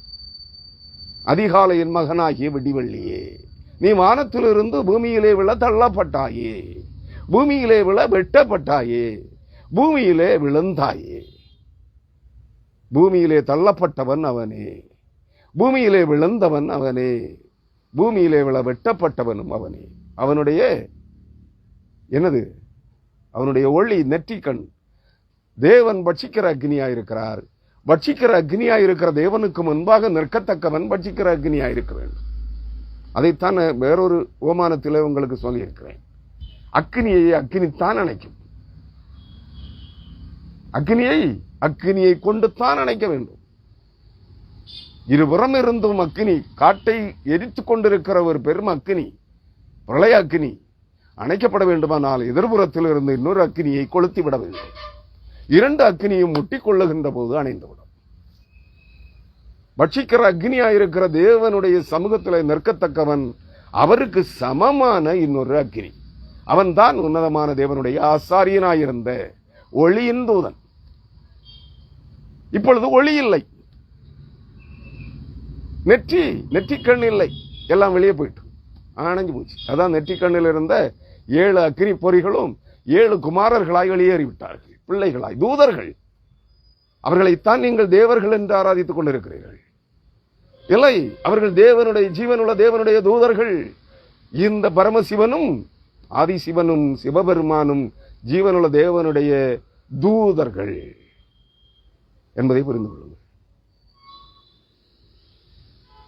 புரியுதுங்களா? அவர்கள் ஆட்சி செய்த பகுதி தென்னாடு என்று அழைக்கப்பட்டது. அதான் தென்னாடுடைய சிவனே போற்றி. தென்னாட்டவர்க்கு சிவன் யார்? ஆதி சிவன், ஆதி பரம்பொருளாகிய தேவன், பரம்பொருளாகிய ஜீவன். உங்களுக்கும் எனக்கும் சர்வலோக ஜனங்களுக்கும் ஜீவனாகிய கிறிஸ்து. யார் அவர்? சிவபெருமான் அல்ல, மகாதேவர் அல்ல, பரமசிவன் அல்ல, ஆதிசிவனும் அல்ல. அவர் பரமதேவன், பரம்பொருளாகிய தேவன். அவருக்கு கழுத்துல பாம்பு இருக்காது. அவருடைய கழுத்தில் பாம்பு இருக்காது. பாம்பணிந்த பரமசிவன், பாம்பணிந்த ஆதிசிவன், பாம்பணிந்த கழுத்திலே பாம்பணிந்த சிவபெருமான். தேவன் அல்ல. இவனை தேவனாக அவன் கழுத்தில் இருக்கிற பாம்பு காண்பிக்கிறது. புரியுதா? சாத்தானுடைய வலையிலே சிக்கி இருக்கிறான். இவனை தேவன் என்று உச்சரிக்காதீர்கள்.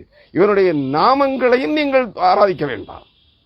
கிறிஸ்துவுக்கு, இயேசு கிறிஸ்துவுக்கு சிவனுடைய, பரமசிவன், ஆதிசிவன், நெற்றிக்கண்ணையுடைய சிவபெருமான் என்கிற பெயர்களை பயன்படுத்தாதிருங்கள்.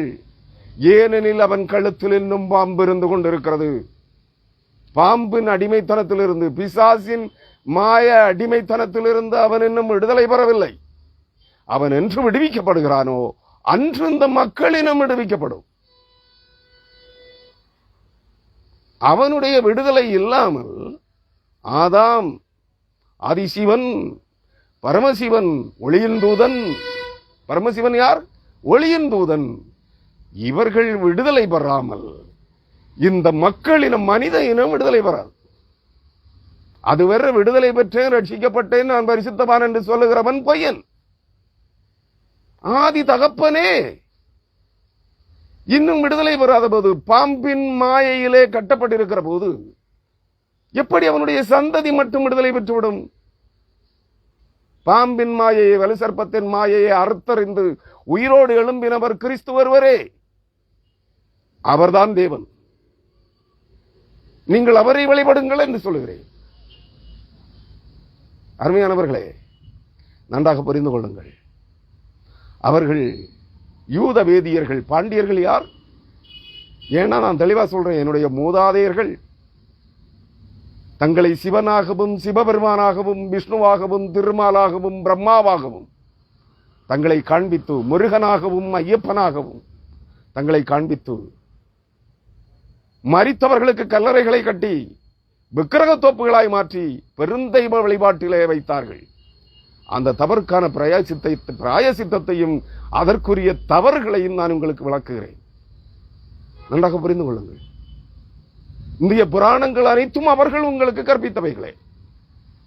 இந்திய புராணங்கள் அனைத்தும் இந்து மத புராணங்கள் என்று சொல்கிறார்களே, இந்து வேதங்கள் என்று, இவைகளிலே இருக்கிற கதைகள் அனைத்தும் வேதாகமத்தின் உண்மைகளை கதைகளாய் மக்களுக்கு புரியும் வழியிலே சொன்னார்கள். அது இன்று இந்து புராணங்களாய் மாறிவிட்டது, இந்து வேதங்களாய் மாறிவிட்டது. அந்த அருவருப்பான காரியத்திற்கு அவைகள் இன்று வழிபாட்டுக்குரியவதாய் மாறிவிட்டது. அந்த பாவங்களுக்கு பரிகாரம் தேடுகிறேன். அதனுடைய தெளிவான விளக்க உரைகளை உங்களுக்கு சொல்லுகிறேன். புரியுதுங்களா? அந்த தவறுகள் திருத்தப்பட வேண்டும். நீங்கள் ஜீவன் உள்ள ஒன்றான மெய்தேவனாகிய கர்த்தரை அறிந்து கொள்ள வேண்டும் என்பதற்காக இந்த விளக்கத்தை சொல்லுகிறேன். தென்னாடுடைய சிவனே போற்றி என்றால் இந்த யூத பாண்டியர்கள் திரு நீலகண்ட பரமேஸ்வர பாண்டியனுடைய வழிமரபை சார்ந்த பாண்டியர்கள் எங்கே வந்தார்கள்? யூதேயாவில் இருந்து இந்தியாவிற்குள்ளே வந்தவர்கள். யூதேயாவிலே ஜீவனுள்ள தேவனுடைய ஆலயம் இருந்தது. ஜீவனுள்ள தேவனுடைய ஆலயம், அவருடைய வீடு இருந்தது. அந்த ஜீவனுள்ள தேவனுடைய வீடு இருந்த பகுதி இஸ்ரவேல் தேசத்திலே தென்னாடு தெற்கு ராஜ்யம். புரியுதா? தெற்கு ராஜ்யம், தெற்கு யூதேயா. இஸ்ரவேல் இரண்டாக பிரிந்தது. வடக்கு ராஜ்யம் சமாரிய இஸ்ரவேல், தெற்கு ராஜ்யம் யூதேயா. அந்த தெற்கு ராஜ்யமாகிய யூதேயாவின் எருசலேம் பட்டணத்திலே தேவனுடைய ஆலயம் இருந்தது. தேவாலயத்திலே, எருசலேம் தேவாலயத்திலே வீற்றிருக்கிற தேவன் தென்னாட்டை உடையவர். யூதேயாவின் இஸ்ரவேலின் தெற்கு ராஜ்யமாகிய தென்னாட்டுக்கு சொந்தக்காரர். அதான் அந்த வார்த்தை இங்கே பயன்படுத்தப்பட்டது. அவன் எங்கே நின்றான்? இஸ்ரவேலின் சேனைகளின் தேவனாகிய கர்த்தருக்கு முன்பாக நின்ற உன்னதமான தேவனுடைய ஆசாரியன் இந்திய தேசத்திலே வந்தபோது அவன் தன் நாட்டிற்கு தென்னாடு, பாண்டி நாடு, தென் வளநாடு, தென் பாண்டி வளநாடு, அதான் தென்னாடு. அவன் பாடும்போது தென்னாடுடைய சிவனே போற்றி என்றான். நீங்கள் சிவனை தேவனாக்கிவிட்டீர்கள். நன்றாக புரிந்து கொள்ளுங்கள். சிவன் ஆதி ஜீவன், உன் ஜீவனாகிய கிறிஸ்து. கிறிஸ்துவே ஜீவனாயிருக்கிறார், ஜீவ ஒளியாயிருக்கிறார். அந்த ஜீவனாகிய கிறிஸ்துவை தான் அவன் ஜீவன் என்றான். நீங்கள் சிவன் என்றீர்கள். புரியுதுங்களா? ஆனால் நீங்கள் சிவனை, பாம்பணிந்த பரமசிவனையும் ஆதிசிவனையும் நெற்றிக்கண்ணை உடைய சிவபெருமானையும் தேவனாக கண்டீர்கள், காண்பித்தீர்கள். இதுதான் நீங்கள் செய்த குற்றம், வேறொன்றுமில்லை. அவன் வழிபாட்டுக்குரியவன் அல்ல. அவன் உங்களுக்காக தேவ சமூகத்திலே நிற்கத்தக்கவன். அவனை தேவனாகிவிட்டால் எப்படி? அதனால்தான் இன்னைக்கு உள்ள பிராமண பயல்கள் எல்லாம் சொல்லலாம், நாங்க தான் கல்லிலே தெய்வத்தை வழிபடுகிற நீங்கள் கல்லை, சிலையை அல்ல எங்களை வழங்குகிறீர்கள் என்கிறார்கள். தங்களை தேவர்கள் என்று சொல்லிவிட்டார்கள். தேவர்களாக காண்பிக்கிறார்கள். என்ன அருவருப்பையும் செய்யலாம். அதுதான் நான் சொல்லுகிறேன், இன்றைய கிறிஸ்தவம் பிராமணியத்தை பின்பற்றி விட்டது. நன்றாக புரிந்து கொள்ளுங்கள். நீங்கள் கல்லிலே, சிலையிலே அல்ல தேவனை தேடுகிறீர்கள். அந்த சிலைக்கு வழிபாடு செய்கிற அரை நிர்வாணியான தன் அருவருப்பை வெளியே காட்டுகிற அந்த பிராமணனை ஆராதிக்கிறீர்கள். அதனால்தான் நான் தான் பிரம்மன், கடவுளின் முகத்தில் இருந்து வந்தவன், என்னைத்தான் நீ வணங்க வேண்டும் என்கிறான் அவன். இன்றைய கிறிஸ்தவ ஊழியக்காரர்களும் அப்படியே தங்களையே கடவுளர்களாக காண்பிக்க தொடங்கிவிட்டார்கள். கிறிஸ்துவாக பிராமணியம் எங்கே தலைவிரித்தாடுகிறது என்பதை பாருங்கள். அருமையானவர்களே, தென்னாடுடைய சிவனே போற்றி என்றால் தேவன் இருக்கிற சிங்காசனம், இந்த பூமி தேவனுக்கு தென்புறத்திலே இருக்கிறது. வடதிசையில் உள்ள சியோன் பர்வதத்திலே, வானமண்டலங்களின் உன்னதங்களிலே இஸ்ரவேலின் சேனைகளின் தேவனாகிய கர்த்தர் இருக்கிறார். இஸ்ரவேல் ஒரு ஜாதி அல்ல, தெரிந்து கொள்ளப்பட்ட தேவ ஜனங்களுக்கு தேவனாகிய கர்த்தர். வானுலக ஜோதிகள் ஒளி விளக்குகளின் தேவனாகிய கர்த்தர் வானாதி வான மண்டலங்களின் உன்னதங்களிலே வடதிசையிலே சிங்காசனத்திலே இருக்கிறார், சியோன் பர்வதத்திலே. அவருடைய பாதப்படி பூமி, அவருடைய தெற்கு, அவர் வடதிசையில் இருக்கிறார், பூமி தென் திசையில் இருக்கிறது. புரியுதா? வடதிசையில் உள்ள தேவனுக்கு தென் பகுதியிலே, அவருடைய காலடியிலே இருக்கிறது பூமி. அப்படி என்றால் தென்னாடு எது? பூமி. தென்னாட்டுக்கு தேவன் யார்? யாவே, யெகோவா, யெகோசுவா, இயேசு கிறிஸ்து என்கிற தேவன். அதைத்தான் அவன் சொன்னான். தவறாக புரிந்து கொண்டீர்கள். சமயக்குறவர்கள் தவறாக வெளிப்படுத்தி விட்டார்கள். கதைகள் திரிவு பெற்று அந்த கதையாக சொல்லப்பட்ட இறை வழிபாட்டு முறை திரிவு பெற்று சொன்னவனையே கடவுளாக்கி விட்டீர்கள். இதுதான் தவறு. இன்று எப்படி தீர்க்கதரிசிகளையும் அப்போஸ்தலர்களையும் பிராமணர்களையும் தெய்வங்களாக, தெய்வத்தின் பிரதிபிம்பங்களாக வழிபடுகிறீர்களோ, அதுபோல உன்னதமான தேவனுடைய ஆசாரியனை நீங்கள் தெய்வமாக பார்த்தீர்கள், தேவனாக, மகா தேவனாக கண்டீர்கள், வழிபட்டீர்கள். தவறு யாருடையது? சொன்னவனுடைய தவறா, உங்களுடைய தவறா? வழிபடுகிறவர்கள், பின்பற்றுகிறவருடைய தவறு.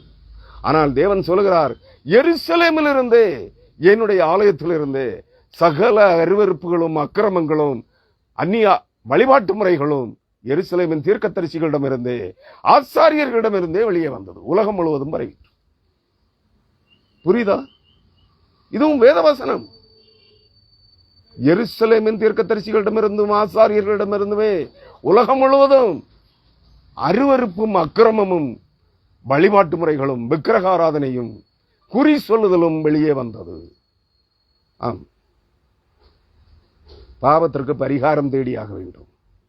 யதார்த்தம், உண்மையை உங்களுக்கு சொல்லுகிறேன். தென் நாடுடைய சிவனை போற்றி என்றால் பரம்பொருளாகிய தேவனே உம்மை போற்றுகிறோம்.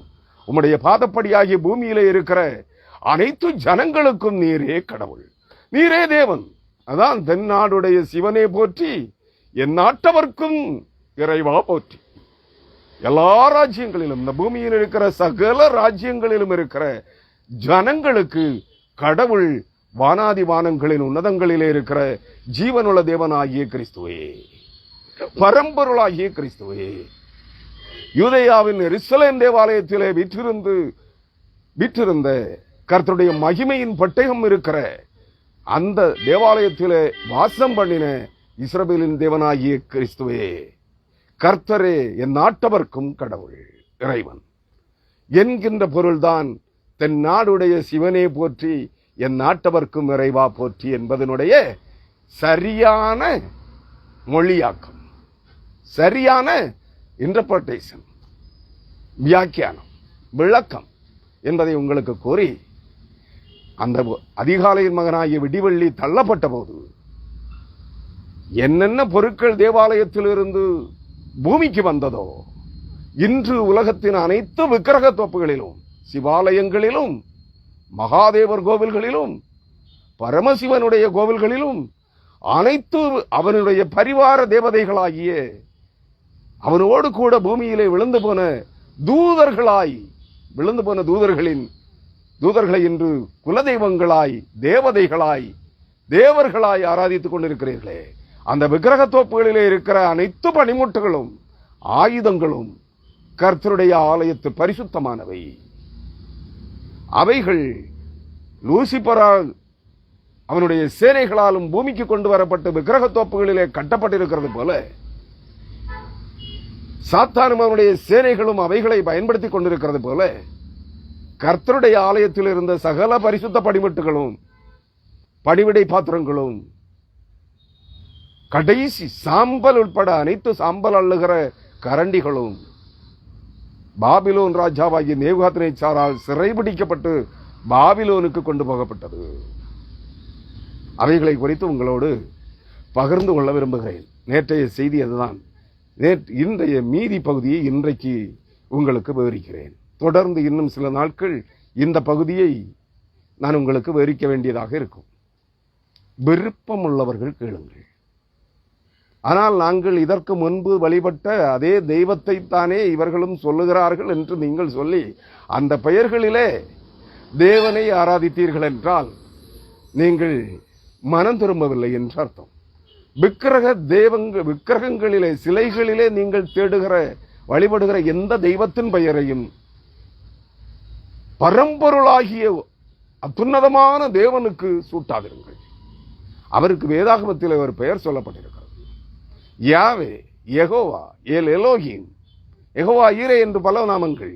ஆனால் புதிய உடன்படிக்கையின் புஸ்தகத்திலே இயேசு கிறிஸ்து, அந்த இயேசு கிறிஸ்துவே எங்கள் தேவன் என்று அவருடைய நாமத்தை, அவருடைய பெயரை சொல்லி அறிக்கையிட்டு அவரை வழிபடுங்கள் என்று உங்களை வேண்டி விரும்பி கேட்டுக்கொள்கிறேன். தயவு செய்து ஒரு முறை கூட சொல்கிறேன், மகாதேவர், பரமசிவன், ஆதிசிவன், நெற்றிக்கண்ணையுடைய சிவபெருமான் எங்கள் தேவன் என்று சொல்லாதிருங்கள். அவர் தேவனே அல்ல. தேவனுக்கு முன்பாக நிற்க தகுதி உள்ளவன், தேவனுக்கு சமமானவன், தேவனுக்கு ஒப்பானவன். ஆனால் அவன் தேவன் அல்ல. ஔவையார் பாடல், சித்தர் பாடல்களிலே படித்து பாருங்கள். சிவனும் மாலும் பிரம்மனும் விஷ்ணுவும் தேவர்கள் அல்ல, அவர்கள் மனிதர்கள் என்று சொன்னேன் என்று ஔவையார் ஆணையிட்டு உறுதியிட்டு சொல்லுகிறார். அந்த அவ்வா ஏவாள், உங்கள் தாய், அவதான் உண்மை. முதலாம் ஏவாள் பெண், அவள்தான் அவ்வை பாட்டி, முதலாம் பெண் தாய். அவளுடைய பாடல்களை படியுங்கள், சொல்லுகிறாள். இதே கருத்தை தான் அவள் முன்வைப்பாள். நீங்கள் நன்றாக புரிந்து கொள்ள வேண்டும். எனவே அன்பானவர்களே, நீங்கள் தமிழர்கள், என்னுடைய செய்தியை கேட்பதில் அநேகம் பேர் தமிழர்கள், மற்ற மொழிகளை பேசுகிறவர்களாக இருந்தாலும் இந்த காரியங்கள் அனைத்தும் உங்களுக்கு தெரிந்தவைகளே. சிலை வணக்கத்திலே உச்சரிக்கப்படுகிற எந்த பெயர்களையும் சொல்லி நீங்கள் தயவு செய்து என்ன செய்ய வேண்டாம், ஆண்டவராகிய இயேசு கிறிஸ்துவை ஆராதிக்க வேண்டாம். ஆனால் ஒன்றை சொல்லுகிறேன், சர்வேஸ்வரன். சர்வேஸ்வரன் என்றால் சர்வ இயேசுபரன். பரமேஸ்வரன், பரமேஸ்வரன் என்றால் பரம இயேசுபரன். மகேஸ்வரன் என்றால் மகா இயேசுபரன். இந்த நாமங்களை கன்னடர்கள், தெலுங்கர்கள், ஹிந்தி பேசுகிறவர்கள், உருது பேசுகிறவர்கள், சமஸ்கிருதம் பேசுகிறவர்கள், மாற்று மொழிகளை பேசுகிறவர்கள் இந்த நாமங்களை உச்சரிக்கிறீர்கள். அந்த நாமங்களிலே நீங்கள் அவர்களை வழிபடுவதிலே தவறில்லை. ஏனெனில் மகேஸ்வரன் என்ற பெயரை நீங்கள் பிரித்து பார்த்தால் மகா இயேசுபரன், மகா இயேசுபரன். சர்வேஸ்வரன், சர்வ இயேசுபரன், சர்வேஸ்வரன்.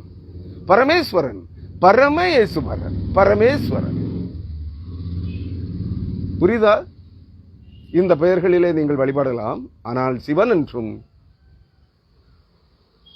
பரமசிவன் என்றும் ஆதிசிவன் என்றும் நெற்றிக்கண்ணையுடைய சிவன் என்றும் வழிபடுவதை விட்டுவிடுங்கள். அவன் தேவன் அல்ல. அவனுக்கும் மேலான ஒரு தேவன் இருக்கிறார். அந்த தேவன் தான் மெய்யான தேவன். அவரே சர்வலோகத்திற்கும் ஆதி காரணராகிய தேவன், பரம்பொருளானவர், இருக்கிறவராகவே இருக்கிறவர். அவரையே நீங்கள் ஆராதிக்க, இயேசு கிறிஸ்து என்னும் பெயரிலே ஆராதிக்க உங்களை வேண்டிக் கொள்கிறேன். அருமையானவர்களே, இன்றைய நாளின் செய்திக்கு ஏதுவாக நான் ஒரு நிமிடம் உங்களோடு ஜெபிக்க விரும்புகிறேன். இனிதான் அடுத்த ஒரு மணி நேரம்தான் இந்த வேத வசனங்களுக்கான வியாக்கியானங்களை உங்களோடு தரப்போகிறேன். இந்த கண்ணோட்டத்திலே உலகத்தின் இந்த பூமியின் விக்கிரக தோப்புகளிலே இருக்கிற அனைத்து கோவில்களிலும் இருக்கிற தெய்வங்கள் விழுந்து போன தூதர்களே. இந்த தெய்வங்கள் ஒன்றும் தேவன் அல்ல. தேவனுடைய பணிவிடையாளர்களாய் இருந்தவர்கள், பணிவிடை ஆவிகளாய் இருந்தவர்கள், இங்கே தேவர்களாய் உங்களுக்கு முன்பாக உங்களால் ஆராதிக்கப்படுகிறார்கள், ஆராதிக்கப்பட்டார்கள், இப்பொழுது ஆராதிக்கப்படுகிறார்கள். இப்பொழுது கிறிஸ்தவத்திலும் இந்த ஆவிகளையே உங்கள் தீர்க்கதரிசிகளும் அப்போஸ்தலர்களும் போதகர்களும் பரிசுத்தாவி என்ற பெயரிலே உங்களை ஆராதிக்கிறார்கள். வேஷம் தரிக்கிற ஆவிகளாய் இவைகளையே உங்களுக்கு காண்பிக்கிறார்கள் என்பதையும் மனதில் வைத்துக் கொண்டு இந்த செய்திகளை கேளுங்கள். அருமையானவர்களே, ஒரு நிமிடம் தலைவணங்கி ஜெபிப்போம். ஜெபம். மகா பரிசுத்தமும் நீடிய பொறுமையும் மிகுந்த கிருபையும் இரக்கமும் தயவும் நிறைந்த எங்கள் அன்பின் பரலோக தந்தையாம் கடவுளே, நீர் உம்முடைய ஜீவ புஸ்தகத்திலே பெயர் எழுதப்பட்டிருக்கிற ஆதி முதற்கொண்டு பூமியின் மண்ணினாலே மனிதனை உண்டாக்கும் முன்பே நீர் உம்மிடத்திலிருந்து பூமியிலே தள்ளப்பட்ட விழுந்து போன உம்முடைய தேவகுமாரர்களையும் தேவ தூதர்களையும் யார் யார் அவர்களுடைய பெயர்கள் என்ன என்பதை நீர் அறிந்திருக்கிறீர். ஏனெனில் வேதம் எங்களுக்கு அதைத்தான் கற்பிக்கிறது. ஆண்டவரே, சர்வ சிருஷ்டிகளையும் எண்ணிக்கை கடங்கான தேவ தூதர்களையும் வானத்தின் சர்வ சேனைகளையும் வானத்தின் நட்சத்திரங்களையும் கோலங்களையும் அனைத்து சர்வ சேனைகளையும் லக்கத்திட்டமாய் எண்ணிக்கையோடு பெயரிட்டு அழைக்கிற ஆண்டவர், பெயர் சொல்லி அழைக்கிற ஆண்டவரே, எல்லாருடைய பெயர்களும் உம்முடைய ஜீவ புஸ்தகத்திலே, உம்முடைய ஞாபக புஸ்தகத்திலும் ஜீவ புஸ்தகத்திலும் எழுதப்பட்டிருக்கிறது. அந்த பெயர் குறிக்கப்பட்ட அனைவரும் நீர் மீட்டு விடுதலையாக்க விரும்புகிறீர். அனைவரையும் மீட்டு விடுதலையாக்குகிற கர்த்தர் பேதுருவின் மூலமாய் அதை வெளிப்படுத்தியும் இருக்கிறீர். தேவன் தம்முடைய பிள்ளைகளில் ஒருவராகிலும் மனம் திரும்பாமல் தப்பி போகாதபடிக்கு அனைவரும் ஜீவ புஸ்தகத்தில் பெயர் எழுதப்பட்ட அனைவரும் மனம் திரும்பும்படியாக அவர் தாமதிக்கிறார் என்று சொல்லப்பட்டிருக்கிற வார்த்தையின்படியே உம்முடைய பிள்ளைகளாக, உம்முடைய பணிவிடை ஆவிகளாக, உமது சமூகத்தில் இருந்த உம்முடைய தூதர்களும் தேவகுமாரர்களும் ஆகிய நாங்கள் இந்த பூமியிலே தள்ளப்பட்டு மனிதர்களாய் பிறப்பிக்கப்பட்டிருக்கிறோம். ஆண்டவரே, மனம் திரும்பி உமது சமூகத்தில் கடந்து வரத்தக்கதாக இந்த வேதாகமத்தின் சத்தியங்களை நீர் எங்களுக்கு கற்பிக்கும்படியாய் உமது சமூகத்தில் மன்றாடுகிறோம். இந்த வேத வசனங்களிலே நாங்கள் சிந்திக்க போகிற 2 தூண்களும் தேவாலயத்திலிருந்து உடைத்து நொறுக்கி எடுத்துக்கொண்டு கொள்ளையடிக்கப்பட்டு பாபிலோனுக்கு கொண்டு செல்லப்பட்ட வெண்கல தூண்களும் அவைகளிலே காணப்பட்ட அனைத்து வெண்கல பொருட்களையும் மீதமுள்ள அனைத்து பரிசுத்த பணிவிடை பாத்திரங்களும் பணிமுட்டுகளையும் குறித்து நாங்கள் சிந்திக்கிற வேளையிலே தேவ ஜனங்கள் இவைகளின் கருத்தை உண்மையாய் அறிந்து உணர்ந்து நாங்கள் எங்கே இருக்கிறோம், உலகத்தின் மாயையிலே நாங்களும் எங்கள் மூலமாய் இந்த பூமியிலே கொண்டு வரப்பட்ட அனைத்து பரிசுத்த வஸ்துக்களும் பிசாசின் மாயையிலே கட்டப்பட்டிருக்கிறது என்பதை உணர்ந்து இவைகளிலிருந்து தாங்கள் விடுவிக்கப்படவும் மகாமாயையின் அடிமைத்தனத்திலிருந்து மீட்டு விடுதலையாக்கப்பட்டு ஜீவ ஒளியாகிய கிறிஸ்து பண்டைகளை பிரவேசிக்கும் தக்கதான ஞான வரங்களை உம்முடைய பிள்ளைகள் பெற்றுக்கொள்வதற்கு ஏதுவாக இந்த வேதாகம சத்தியங்களை நீர் எங்களுக்கு தெளிவுபடுத்தும்படியாய் உமது சமூகத்தில் மன்றாடுகிறோம். கேட்கிற உள்ளங்களை உம்முடைய ஞானத்தால் நிரப்பும். கிறிஸ்துவை அறிகிற, தேவனை அறிகிற அறிவிலே வழி நடத்தும் ஆண்டவரே. சகல சத்தியங்களுக்குள் வழி நடத்துகிற சத்திய தேவாவியானவர் மூலமாய் நீர் எங்களோடு பேசும்படியாய் உமது சமூகத்தில் மன்றாடுகிறோம். எங்களிலே இந்த செய்திகளிலே காணப்படுகிற எல்லா குறைகளையும் குற்றங்களையும் நீர் எங்களுக்கு தயவாக மன்னிக்கிறதற்கு தயவெடுத்திருக்கிற தேவனே, உம்மை அன்றி, உம்முடைய கிருபையே அன்றி நாங்கள் வேறு விதத்திலும் உமது சமூகத்தில் கடந்து வரவும் முடியாது, எங்கள் பாவங்கள் மன்னிக்கப்படவும் முடியாது என்பதை நாங்கள் உணர்ந்து நாங்கள் இருக்கிற வண்ணமாகவே எங்களை உம்முடைய கரங்களிலே தருகிறோம். எங்களை ஏற்றுக்கொள்ளும், எங்கள் பாவ குற்றங்களை மன்னியும், கிறிஸ்துவின் ரத்தத்தால் எங்களை கழுவும். தேவனை அறிகிற அறிவாகிய இறைஞானத்தை எங்களுக்கு கற்பிக்கிற பரிசுத்த ஆவியானவரை சத்திய ஆவியானவராய் எங்கள் உள்ளங்களிலே அனுப்பும். தேவ ஆவியானவர் தாமே எங்களோடு நிறைவாய் தங்கியிருந்து செயலாற்றும். நாங்கள் மீட்பை, ரட்சிப்பை, விடுதலை வாழ்வை பெற்றுக்கொள்ளும் மற்றும் தூய் ஆவியானவருடைய நுழைந்த வார்த்தைகள் என் நடத்துதல் எங்களோடு கூட இருக்கும்படியாக சர்வ வல்லமையுள்ள தேவனே, உமது சமூகத்தில் எங்களை ஆண்டு வழி நடத்துகிற எங்கள் ஆண்டவரும் ரட்சகரும் மீட்பருமாய் இருக்கிற இயேசு கிறிஸ்து வழியாக ஜபிக்கிறோம். ஜபங்களும் எங்கள் ஜீவனுள்ள நல்ல பிதாவே, ஆமென். கிறிஸ்துவுக்குள் மிகவும் பிரியமானவர்களே, நான் நேற்றைய தினத்தில் யாகீன், போவாஸ் என்கிற பெயர்கள் தாங்கிய அந்த 2 வெண்கல தூண்களை குறித்து நான் உங்களோடு பகிர்ந்து கொண்டேன். இன்னும் அதில் இருக்கிற மீதி பகுதிகளை நான் உங்களோடு 2 நாளாகமும் 4ஆம் அதிகாரம் 12, 13 வசனங்களின் அடிப்படையில் உங்களோடு இவைகளை குறித்த ரகசியங்களை தெளிவுபடுத்த விரும்புகிறேன். இவைகளில் நீங்கள் யாராக இருக்க விரும்புகிறீர்கள்?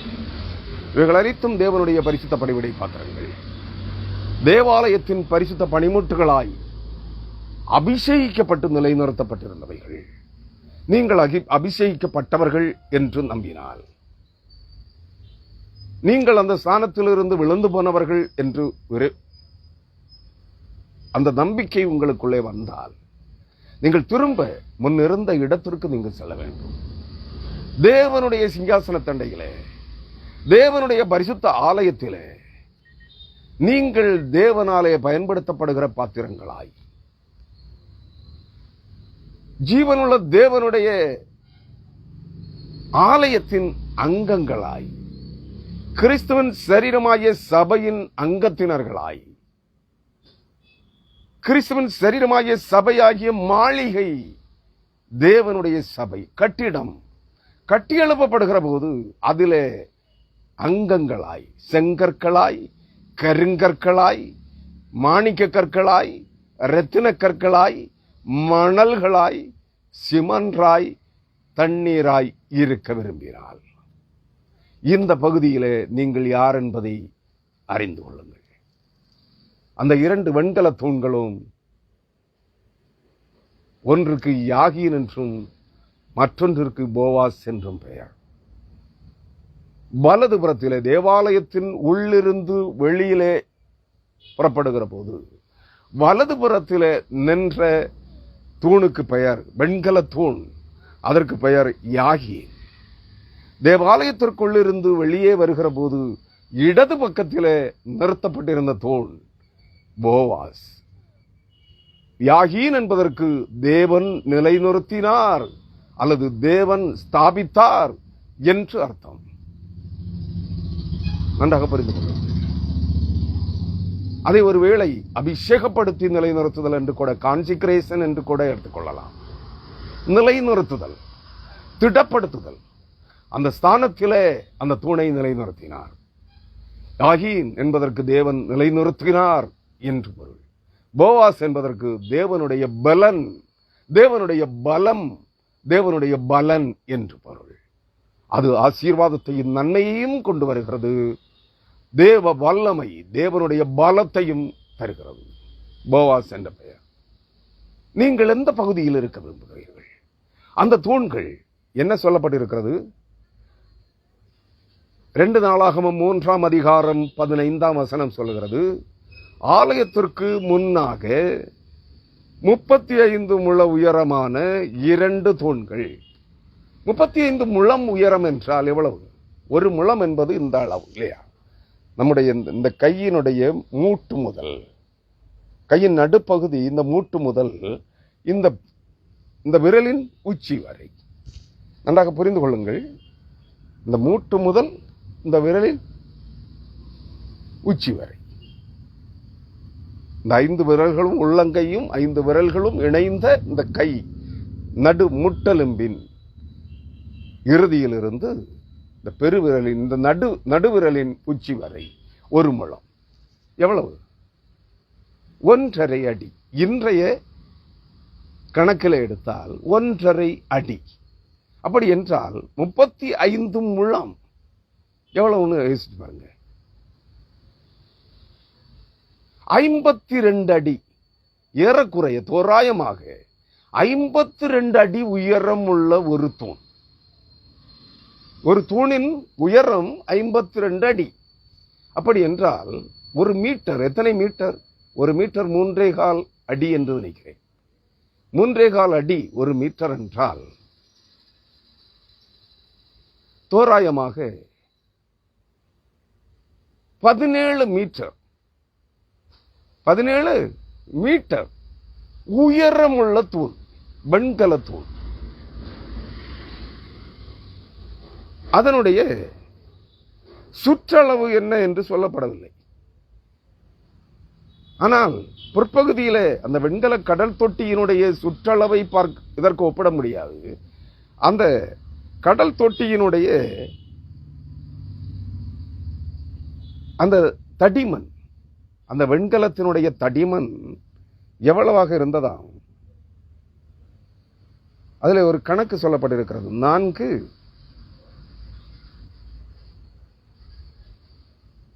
4 விரற்கடை. 2 நாளாகவும் 4ஆம் அதிகாரம் 5ஆம் வசனம் சொல்லுகிறது. அதன் கனம் 4 விரற்கடை. 4 விரற்கடைன்னா இந்த அளவு தானே, 4 விரல் கடை, நம்முடைய கை விரல்கள் 4ஐயும் சேர்த்து வைத்திருக்கிற அந்த கனம், இந்த அளவு தடிமன் உள்ளது. தோராயமாக எத்தனை இன்ச் இருக்கும்?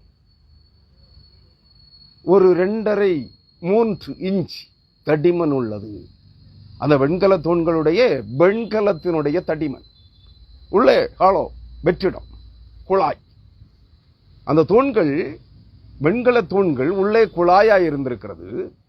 அதனுடைய வெண்கல குழாயினுடைய தடிமன், வெண்கலத்தின் தடிமன், அந்த சுற்று சுவர் தடிமன் 3 இன்ச் அல்லது 4 விரல் கடை அளவு.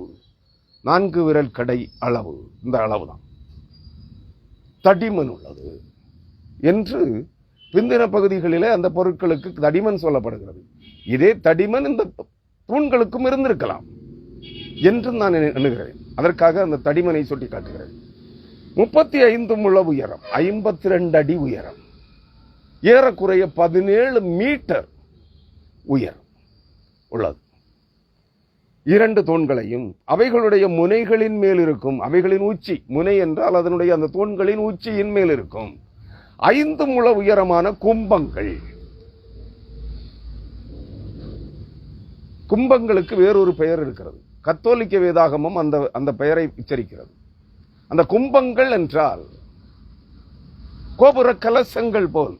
அந்த கும்பங்கள், அந்த தூண்களின் மேல் ஒரு கலசம் மூடி வைக்கப்பட்டிருக்கும், ஒரு தாங்கு கட்டை போல். அதற்கு மேல் கட்டிடம் எழுப்பினாலும் அந்த தாங்கு கட்டை அதை தாங்கிக் கொள்ளும். இந்த தூணின் மேல் இருக்கிற தாங்கு கட்டைகள், நீங்கள் பெருங்கற்கோவில்களிலே கீழ் தூணிலிருந்து கற்பாறைகள் அடுக்கப்பட்டிருக்கிற அந்த பகுதியை நீங்கள் உற்று பார்த்தால் தூணின் மேல் ஒரு தாங்கு கட்டை வைத்திருப்பார்கள். சுமார் 3 அடி 5 அடி உயரம் உள்ள அதுபோல தாங்கு கட்டை, அல்லது அதுக்கு பெயர் கும்பம். கத்தோலிக்க மொழியாக்க வேதாகமம் சொல்லுகிறது பொதிகை. பொதிகை என்பது தாங்கு கட்டை, தூணாதாரத்தை தாங்கி நிற்கிற தாங்கு கட்டை, தூணாதாரத்தின் மேல் இருக்கிற கட்டிடத்தை தாங்கி நிற்கிற தாங்கு கட்டை பொதிகை. நன்றாக புரிந்து கொள்ள வேண்டும். அந்த முனைகளின் மேல் இருக்கும் 5 முழ உயரமான கும்பங்களையும் உண்டாக்கி, அந்த கும்பங்கள் என்றால் உங்களுக்கு கோவில்களிலே கும்பம் வைத்திருப்பார், கலச கும்ப கலசங்கள். அதுபோல ஒரு கலசக்கட்டை வெண்கலத்திலே செய்து வைக்கப்பட்டிருக்கிறது. சந்நிதிக்கு முன்னிருக்க சங்கிலிகளையும் பண்ணி. எந்த சந்நிதிக்கு முன்னாக இருக்க வேண்டும்? தேவன் வாசம் பண்ணும் சர்வலோகத்திற்கும் ஆண்டவராயிருக்கிற தேவனுக்கு முன்பாக, அவருடைய சந்நிதிக்கு முன்பாக நிற்கும்படியாக சங்கிலிகளையும் பண்ணி தூண்களின் முனைகளில் மேல் பற்ற வைத்து, அந்த கும்பங்களை சுற்றி இந்த சங்கிலிகளை வலைப்பின்னலாய் செய்து மூடி, அதில் முனைகளின் மேல் பற்ற வைத்து 100 மாதுளம்பழங்களையும் பண்ணி அந்த சங்கிலிகளில் கோர்த்தான். அவைகள் காற்றிலே அசைந்து சப்தம் எழுப்பிக் கொண்டே இருக்கும். கர்த்தருக்கு முன்பாக நிற்கிற, கர்த்தருடைய சிங்காசனத்திற்கு, கர்த்தருடைய ஆலயத்திற்கு முன்பாக நிற்கிற அந்த 2 தூண்களிலும் உச்சியிலே 5 முழ கும்பங்கள். 5 முழம் என்றால் தோராயமாக 7.5 அடி உயரம் உள்ள கும்பங்கள். ஒவ்வொரு கும்பமும் 7.5 அடி, 7 அல்லது 8 அடி உயரம் கொண்டதாக இருக்கிறது. அதற்கு மேல் வலை பின்னலான சங்கிலிகள் அந்த கும்பங்களை மூடுவதற்கு. 100 மாதுளம்பழங்கள் என்று இந்த வேதவசனம் சொல்லுகிறது. 2 நாளாகமும் 3ஆம் அதிகாரம் 16ஆம் வசனம் சொல்கிறது, 100 மாதுளம்பழங்களையும் பண்ணி அந்த சங்கிலிகளில் கோர்த்தான், இணைத்தான். அப்படின்னா 100 சங்கிலிகள் தொங்கிக் கொண்டிருந்திருக்க வேண்டும் இல்லையா? அது ஒவ்வொரு தூணின் கும்பங்களின் மேல் சுற்றி 100 சங்கிலிகளாயிலும் தொங்கிக் கொண்டிருந்திருக்க வேண்டும். வேறொரு வசனத்தை காட்டுகிறேன். அங்கே 400 மாதுளம்பழங்கள் என்று சொல்லப்பட்டிருக்கிறது. 2 நாளாகமும் 4ஆம் அதிகாரம் 13ஆம் வசனம், தூண்களின் மேல் உள்ள குமிழ்களான 2 கும்பங்களை மூடுகிறதற்கு. குமிழ் போல் இருக்கும் அந்த கும்பம், அதான் குடம் போல் இருக்கும். அந்த குமிழ்கள், அந்த பொதிகை என்கிற கும்பங்கள் எதுவாக இருக்குமா? குடம் போல் இருக்கும். குமிழ் நன்றாக, அதாவது கோபுர கலசம் போல் இருக்கும். அதில் ஒவ்வொரு வலைப்பின்னலில் 2 வரிசை மாதுளம்பழங்களாக 2 வலைப்பின்னல்களிலும் இருக்கிற 400 மாதுளம்பழங்களுமே. 2 நாளாகமம் 3ஆம் அதிகாரம் 16ஆம் வசனம் சொல்லுகிறது 100 மாதுளம்பழங்கள் என்று. இங்கே அதே 2 நாளாகமம் 4ஆம் அதிகாரம் 13ஆம் வசனம் சொல்லுகிறது 2 வரிசையாக ஒரு தூணிலே ஒரு வரிசையிலே 100 மாதுளம்பழங்கள், 100 சங்கிலிகள். 2வது வரிசையிலே 100 மாதுளம்பழங்கள். அப்படியானால் ஒரு தூணுக்கு 52 அடி உயரமுள்ள ஒரு வெண்கல தூணுக்கு அதை சுற்றிலும் ஒரு வரிசையில 100 மாதுளம்பழங்களும் அதன் உச்சியில. அந்த கும்பங்களின் உயரத்தையும் சேர்த்தால் 60 அடி உயரம். நன்றாக புரிந்து கொள்ளுங்கள்.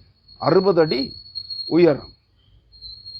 60 அடி உயரம் கொண்ட ஒரு தூணின் உச்சியை சுற்றிலும் 100 மாதுளம்பழங்கள் தொங்கிக் கொண்டிருக்க வேண்டும். முதல் வரிசையில. 2வது வரிசையில இன்னும் 100 பழங்கள். அது அந்த வெண்கல பழங்கள், அந்த பழங்கள், மாதுளம்பழங்கள் அவைகளால் செய்யப்படுகிறது. அதே வெண்கலத்தினால் செய்யப்படுகிறது. அவைகளை தூக்கி விடுகிற அந்த சங்கிலிகளும் கொக்கிகளும் வெண்கலத்தினால் செய்யப்படுகிறது. சகலமும் வெண்கலம். அந்த தூணின் முழு பகுதியுமே வெண்கலம். 2 தூண்களிலுமாக 400 சங்கிலிகளும் 4 வலைப்பின்னல்களும் 400 சங்கிலிகளும் 400 மாதுளம்பழங்களும் தொங்குகிறது. வெண்கல பழங்கள். அன்பான சகோதரர்களே, இவை மட்டுமல்ல, அடுத்த வசனம் ஆதாரங்களையும். 14ஆம் வசனம் ஆதாரங்கள். எரேமியா 52ஆம் அதிகாரம் 17ஆம் வசனத்தில் அந்த ஆதாரங்களை குறித்து சொல்லப்பட்டிருக்கும். கர்த்தருடைய ஆலயத்திலிருந்து வெண்கல தூண்களையும் கர்த்தருடைய ஆலயத்தில் இருந்த ஆதாரங்களையும் எல்லா பொருட்களும் நிலைநிறுத்தப்படுவதற்கு அதன் கீழ் ஒரு ஆதாரம் வைக்கப்படுகிறது. நன்றாக புரிந்து கொள்ளுங்கள். அந்த ஆதாரங்களும் வெண்கலத்தினால் ஒரே வார்ப்பாக வார்த்தெடுக்கப்படுகிறது. பீஸ் பீஸா இல்ல. இந்த மாதுளம்பழங்கள், சங்கிலிகள், கும்பம் அனைத்தும் தனித்தனியாக செய்யப்பட்டது. தூண் ஒரே வார்ப்படமாக செய்யப்பட்டது. தூணை நிலைநிறுத்துகிற ஆதாரங்கள், அதுவும் வெண்கல ஆதாரங்கள். அந்த ஆதாரங்களும் ஒரே வார்ப்படமாக செய்யப்படுகிறது. அது எத்தனை அடி, எத்தனை அடி வீதி, எத்தனை அடி சுற்றளவு என்றெல்லாம் இங்கே சுட்டி காட்டப்படவில்லை. அதன் கணக்கு வேறு. அருமையானவர்களே, இவைகள் அனைத்தையும் பாபிலோன் ராஜாவாகிய நேபுகாத்நேச்சாரும் நேபுசாரதனுமாக தேவாலயத்திலிருந்து உடைத்து நொறுக்கி பாபிலோனுக்கு கொண்டு போனார்கள். இங்கே சுட்டிக்காட்டப்படுகிறபடி 2 வெண்கல தூண்களும் தேவனுடைய சமூகத்தில் தேவனுக்கு சாட்சியாக நிலைநிறுத்தப்பட்ட 2 தூண்கள் தேவாலயத்திலே சாட்சி தூண்களாய், ஸ்தம்பங்களாய் நிற்கிறது. அவைகளிலே 400 சங்கிலிகள் இருக்கிறது. சங்கிலிகள் என்றால் சங்கிலிகளிலே ஒவ்வொரு இணைப்பு சங்கிலிகளும் இருக்கும் இல்லையா? அது சங்கிலி தொடர் போல் இருக்கும். அந்த சங்கிலி எத்தனை இணைப்புகள் இருக்கும், எத்தனை 400 பழங்கள், வெண்கல மாதுளம் பழங்கள், அந்த ஆதாரங்கள். இவைகளிலே நீ எங்கே இருக்கிறாய்? நீ கர்த்தருக்கு சாட்சியாக நிற்கிறாயா என்றால் 2 தூண்களிலும் 800 மாதுளம் பழங்கள், 2 வரிசை, ஒவ்வொரு தூணிலும் 2 வரிசை, 100 சங்கிலி. அந்த 100 சங்கிலியும் மேலிருந்து கீழாக தொங்கிக் கொண்டிருக்க வேண்டும். அந்த சங்கிலியின் நீளம் 1 மீட்டர் என்றால், அல்லது 5 மீட்டர். கும்பத்தின் உயரம் என்ன இருக்கு? 5 முழம், 7.5 அடி, சுமார் தோராயமாக 2.5 மீட்டர். அந்த 2.5 மீட்டர் நீளத்துக்கு அந்த கும்பங்களின் கீழ் தூணின் சுற்றுப்புறங்களை சுற்றிலும் அந்த பழங்கள் தொங்கிக் கொண்டிருக்க வேண்டும். அந்த சங்கிலிகளிலே எத்தனை இணைப்புகள், இணைப்பு துண்டு சங்கிலிகள், துண்டுகள் இருக்கும். நீ அன்பான கிறிஸ்தவனே, நீ மாதுளம் பழமாயிருக்கிறாயா? 400 மாதுளம் பழங்களிலே ஒருவனாக இருக்கிறாயா? அந்த 400 மாதுளம் பழங்களையும் இணைத்து கட்டுகிற 200-400 சங்கிலிகளிலே ஒவ்வொரு இணைப்பிலும் வருகிற துண்டு துண்டு இரும்பு துண்டு, வெண்கல துண்டுகளாக இருக்கிறாயா? நீ எங்கே இருக்கிறாய்? அல்லது அந்த தூணாக இருக்கிறாயா? தூண் 2 பேர் தான். எல்லாரும் தூணாக முடியாது. தூணை தாங்கி நிற்கிற 2 ஆதாரங்கள் 2 பேர் தான். எல்லாரும் தூணின் ஆதாரங்களாய் இருக்க முடியாது, அஸ்திபாரங்களாய் இருக்க முடியாது. ஏனெனில் போடப்பட்டிருக்கிற அஸ்திபாரம் கிறிஸ்து.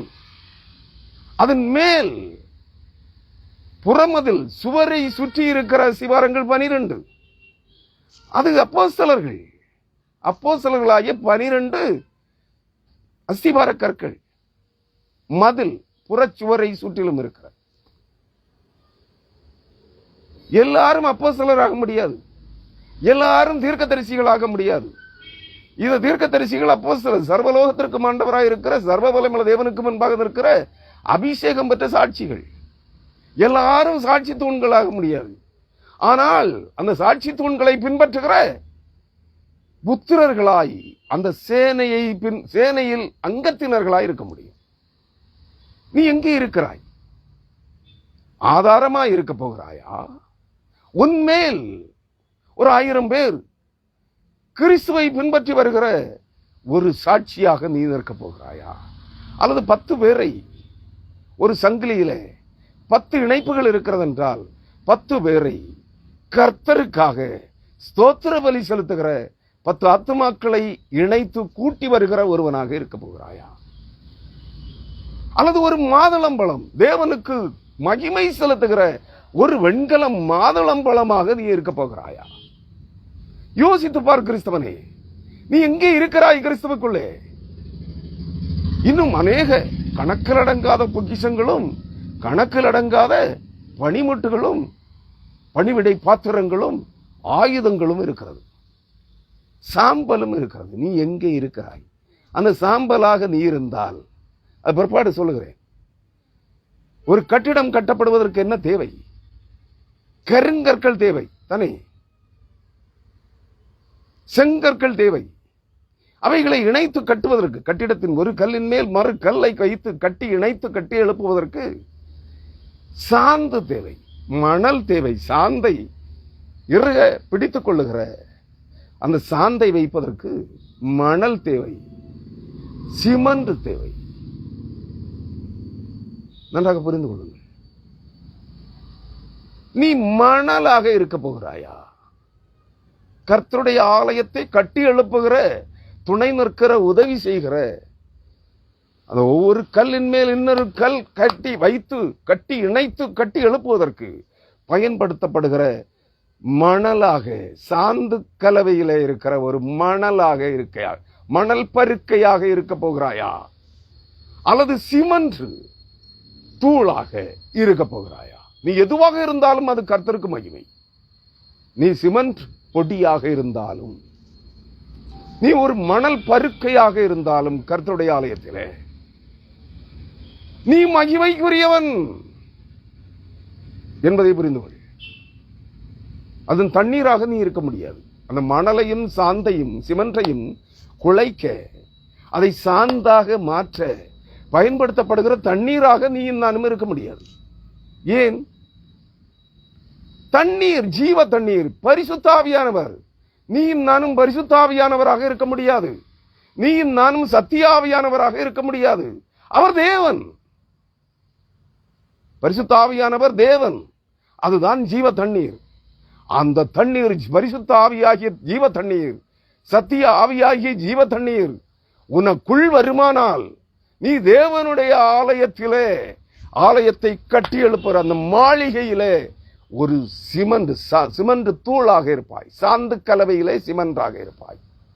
சாந்து கலவையிலே ஒரு மணல் பருக்கையாக இருப்பாய். அதை உன்னை அந்த கலவையிலே கிறிஸ்துவின் சரீரமாகிய சபையிலே இணைத்து கூட்டி கட்டுகிறதற்கு துணை நிற்கிறவர் பரிசுத்த ஆவியானவராகிய தேவன். நீ பரிசுத்த ஆவியை பெற்றுக்கொண்டேன் என்று சொல்லுகிறாயே கிறிஸ்தவனே, அநேகருக்கு பரிசுத்த ஆவியை விற்பனை பொருளாக்கி கொடுக்கிறாயே கிறிஸ்தவனே, ஊழியக்காரனே, இந்த சத்தியத்திற்குள்ளே நீ பிரவேசித்திருக்கிறாயா? கிறிஸ்துவின் சரீரமாகிய சபையை கட்டி எழுப்புகிற ஒரு மணலாக நீ இருக்கிறாயா? ஒரு சிமெண்ட் பொடி தூசியாக அது பறக்கிற போது, காற்று முகத்தில் அது பறக்கிற போது அந்த தூசியை நீ கண்களால் தான் பார்க்க முடியும், கையில் எடுக்க முடியாது.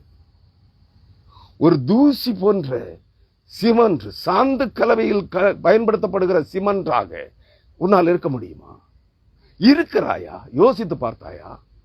அந்த சாந்தை குலைத்து கட்டிடத்தை கட்டுவதற்கு பயன்படுத்தப்படுகிற மணல் பருக்கையாக இருக்கிறாயா? ஆற்று மணலாக, கடல் மணலாக. கடல் மணலை பயன்படுத்த மாட்டார்கள்.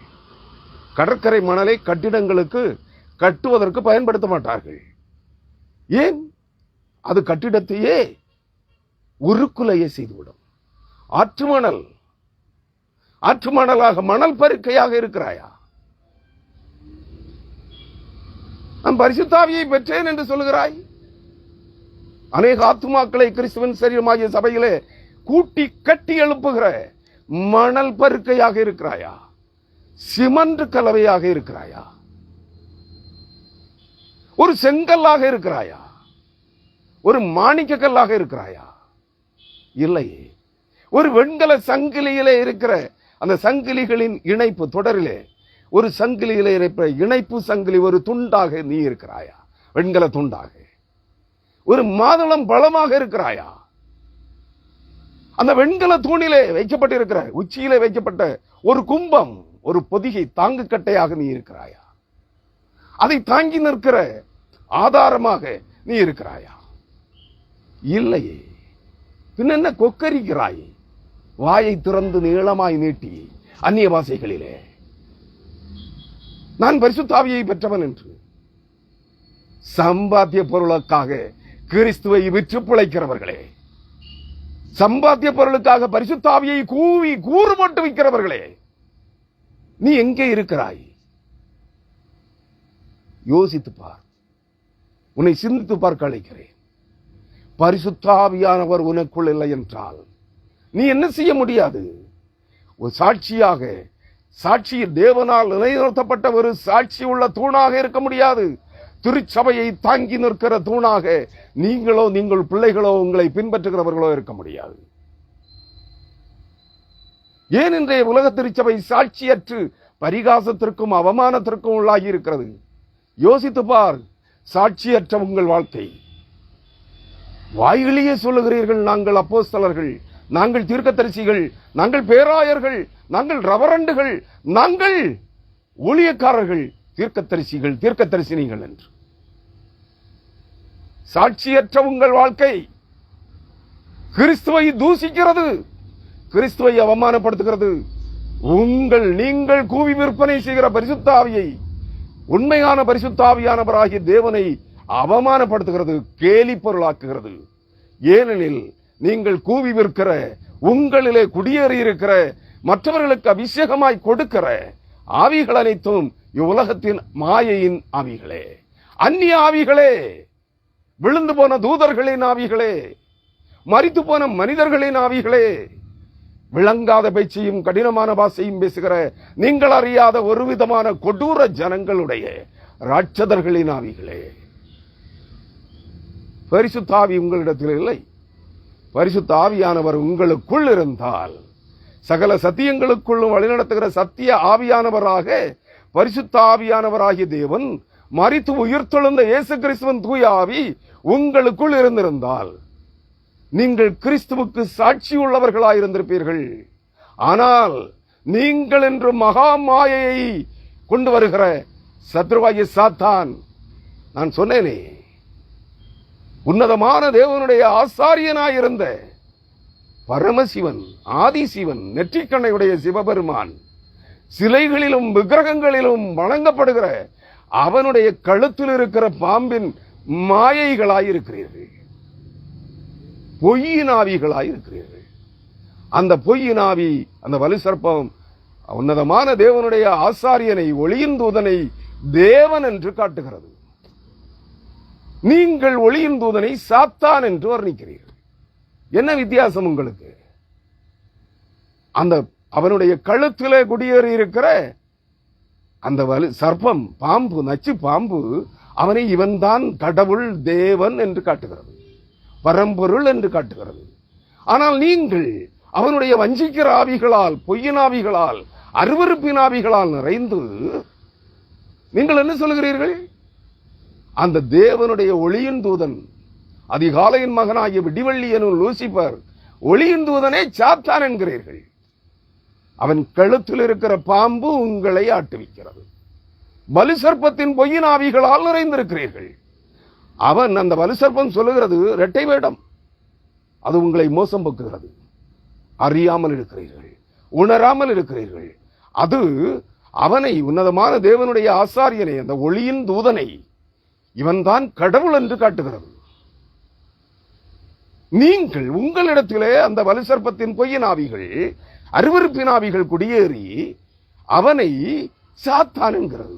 அப்படியானால் வலு சர்ப்பம் தானே சாத்தான், தன்னை தேவனாக வணங்க வைக்கிறது தானே பாம்பு. நீங்கள் அதன் ஆவிகளைத்தானே இன்று பரிசுத்த ஆவி என்று கூவி விட்டுக் கொண்டிருக்கிறீர்கள். புரியல? எப்படி புரியும்?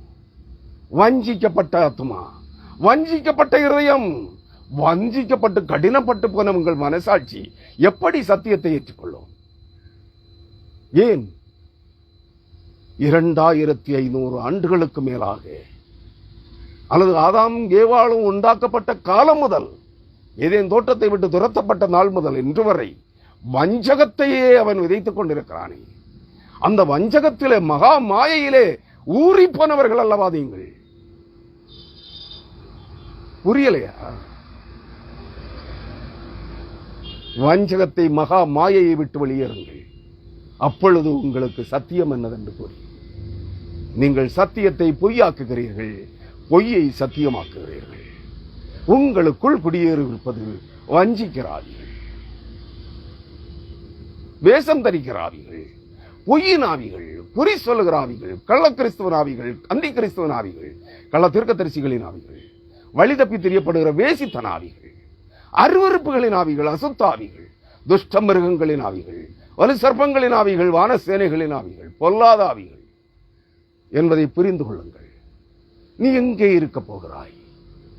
நீ கர்த்தரை, உண்மையாக ஆண்டவரும் இரட்சகருமாயிருக்கிற, மரித்து உயிர்த்தெழுந்த ஆண்டவராகிய இயேசு கிறிஸ்துவை ஆராதிக்கிறாய் என்றால், நீ கிறிஸ்துவுக்குள், கிறிஸ்துவின் சரீரமாகிய சபைக்குள், கிறிஸ்துவின் சரீரமாகிய சபையிலே தூணாய் நிற்கிற அந்த தூணில் நீ யாராக இருக்கிறாய்?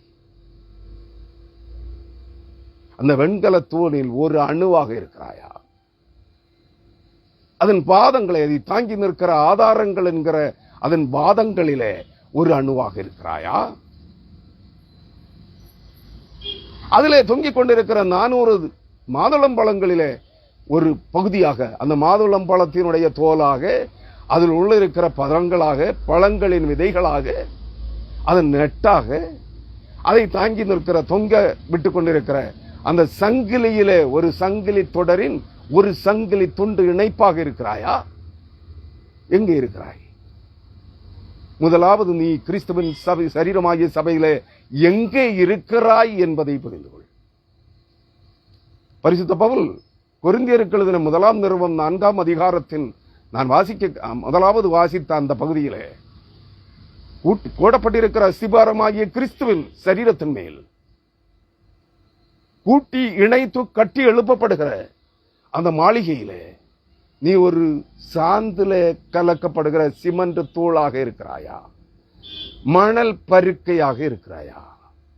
ஒரு செங்கல்லாக, ஒரு கருங்கல்லாக இருக்கிறாயா? ஒரு செங்கல் துண்டாக இருக்கிறாயா? ஒரு ரத்தினக்கல்லாக, ஒரு மாணிக்கக்கல்லாக, ஒரு முத்தாக, ஒரு வைடூரிய கல்லாக, ஒரு வைரக்கல்லாக இருக்கிறாயா? விலையேறப்பெற்ற கல்லாக, கற்களில் ஏதாகிலும் ஒரு கல்லாக இருக்கிறாயா? யோசித்து பார். இல்லை, சாந்து பூசப்படுகிற அந்த சாந்திலே மணலாக, சிமெண்டாக இருக்கிறாயா? நீ ஒரு காலம் அதிலே கூட்டி இணைக்க கட்டப்படுகிற சாந்தை குலைக்க, சாந்தை உருவாக்க, மணலையும் சிமெண்டையும் சேர்த்து உருவாக்குகிற, இணைக்கிற கலவை பொருளாகிய தண்ணீராக இருக்க முடியாது. நீ யாராக இருக்க முடியாது? பரிசுத்த ஆவியானவராகிய தேவனாக இருக்க முடியாது. அவராலே பயன்படுத்தப்படுகிற ஒரு பணிமுட்டாக, பணிவிடை பாத்திரமாக, ஒரு கரத்தின் கருவியாக இருக்கலாம். அந்த கருவியினுடைய கைப்பிடியாக இருக்கலாம், அதனுடைய கூர்மையான வாயாக இருக்கலாம், அதனுடைய கூர்மையான நுனி பகுதியாக இருக்கலாம், கூரம்பாக இருக்கலாம். நீ எங்கே இருக்கிறாய்? யாராக இருக்கிறாய்? அன்பான சகோதரனே, ஒரு கணம் உன்னை நீயே நிதானித்து சோதித்து பார். இது தெரியலன்னா நீ கிறிஸ்தவன் அல்ல.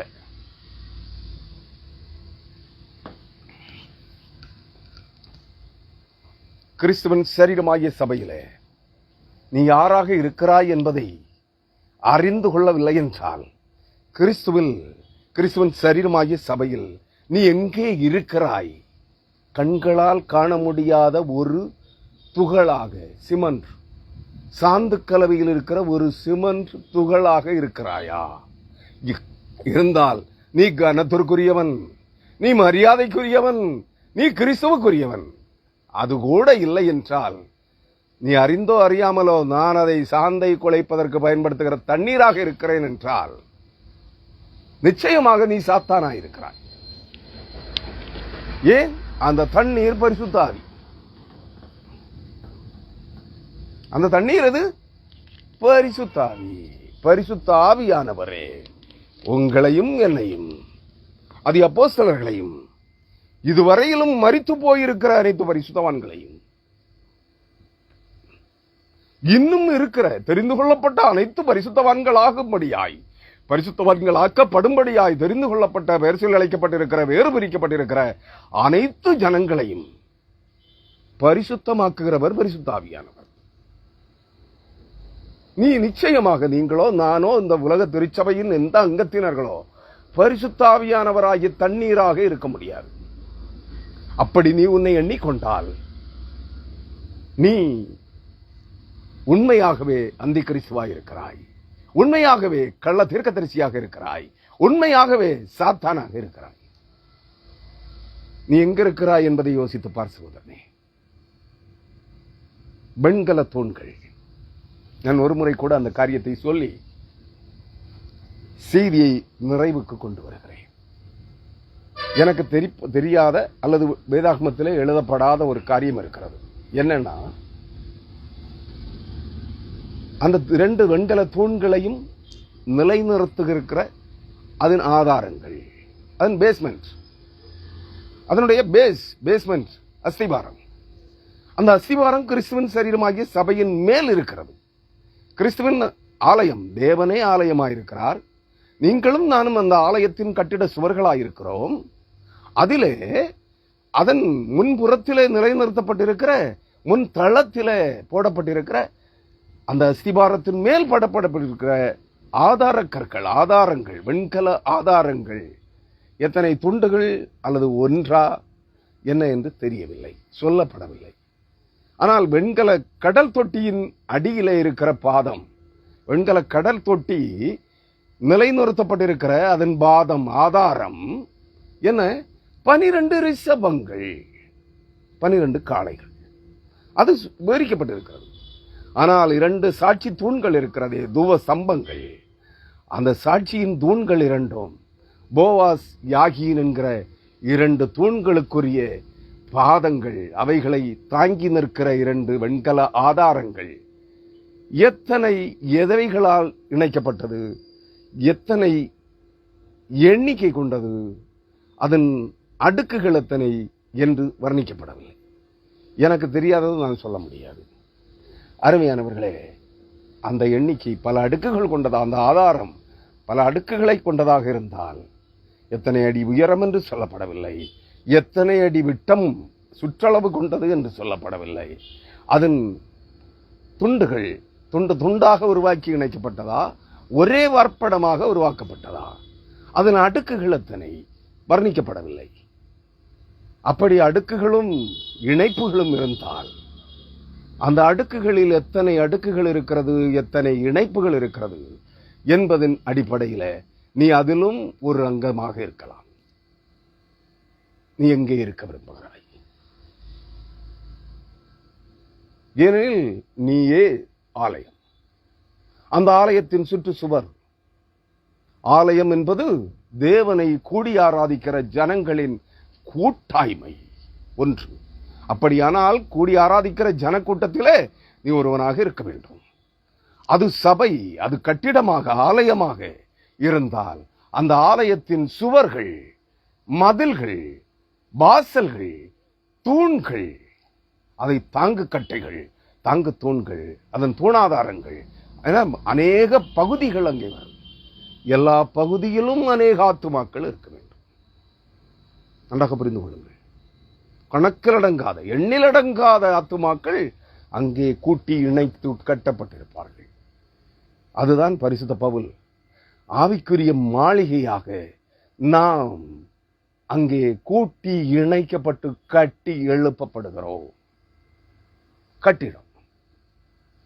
அந்த கட்டிடத்தில் நாம் யாராக இருக்கிறோம்? அவருக்கு முன்பாக நாம் யாராக நிற்க விரும்புகிறோம்? உலகத்தின் ஐஸ்வர்யங்கள், ஆசீர்வாதங்களுக்காக மட்டும், உலகத்தின் செல்வம் சம்பாத்தியத்திற்காக மட்டும், உலகத்தின் புகழ்ச்சி, பெருமை, இவைகளுக்காக மட்டும், அந்தஸ்துக்காக மட்டும் நீ கிறிஸ்துவை பின்பற்றுவாயானால் நிச்சயமாக அன்பான சகோதரனை, சகோதரியே, நீ கிறிஸ்துவுக்கு ஊழியம் செய்வாயானால் நிச்சயமாக ஊழியக்காரனே, ஊழியக்காரியே, தீர்க்கதரிசியே, தீர்க்கதரிசினியே, அப்போஸ்தலனே, அப்போஸ்தலிக்க பெண்மணியே, போதகனே, போதகியே, பேராயரே, பேராய பெண்மணியே, மாடரேட்டரே, பிஷப்புகளே, இன்றைக்கு எல்லாருக்கும் ஒரு ஆசை அவர்களை பிடித்து குலுக்கிக் கொண்டிருக்கிறது. ஊழியக்காரர்களை 50 ஊழியக்காரர், 25 ஊழியக்காரர் எனும் பின்னாலே சேர்ந்து விட்டால் நானும் பேராயராகிவிடலாமே, பிஷப் என்று அழைத்துக் கொள்ளலாமே, ரைட் ரெவரண்ட் என்று அழைத்துக் கொள்ளலாமே, மோஸ்ட் ரைட் ரெவரண்ட் என்று அழைத்துக் கொள்ளலாமே என்று அநேகர் விரும்புகிறார்கள். ஏனெனில் என்னோடு கூட ஊழியம் செய்த, ஆரம்ப காலங்களிலே ஊழியம் செய்த நபர்களில் ஒருவன், நான் ஏற்கனவே சொல்லியிருப்பேன், தன்னை ரைட் ரெவரண்ட் என்று, பேராயர், பிஷப் என்று அழைத்துக் கொள்கிறான். அவன் பின்னாலே ஒரு 25 அல்லது 50 ஊழியக்காரர்கள் இருக்கிறார்கள். இவனாலே உருவாக்கப்பட்டவர்களா அவர்கள்? இவனுடைய ஊழியத்தில் எழும்பினவர்களா அவர்கள்? இல்லை.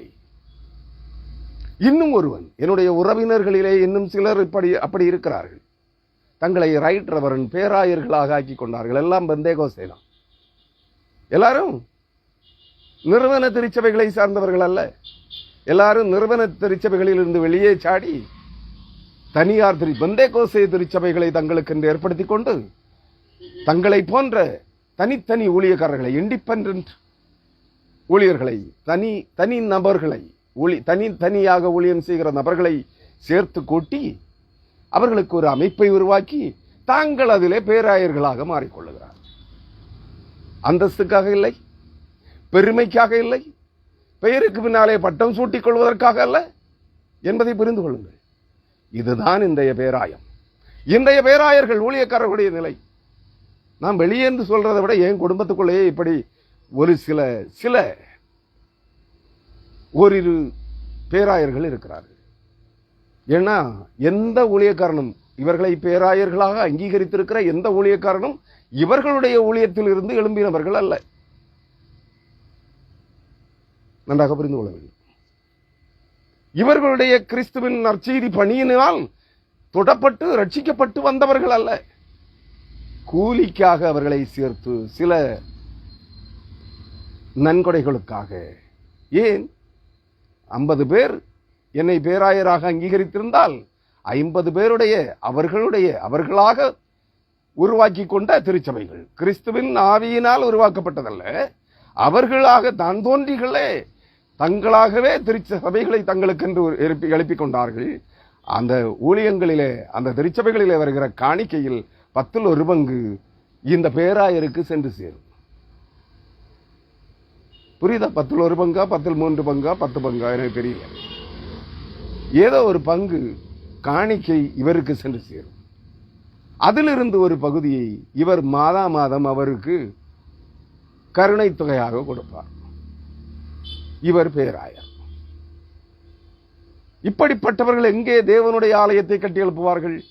தங்களுடைய சபைகளை கட்டி எழுப்புவதிலே முனைப்பாயிருக்கிறவர்கள் தங்களை போதகர்களாக, ஊழியர்களாக, தீர்க்கதரிசிகளாக, அப்போஸ்தலர்களாக, ரெவரண்டுகளாக, பேராயர்களாக காண்பிக்க கங்கணம் கட்டி கூலி கொடுத்து கூலி வாங்கி பணி செய்கிற இவர்கள் கைக்கூலி கொடுத்து, கையூட்டு கொடுத்து, லஞ்சம் கொடுத்து பேராயர்களாய் மாறுகிற இவர்கள் கிறிஸ்துவுக்காக சபையை கட்டுவார்கள் என்று நினைக்கிறீர்களா?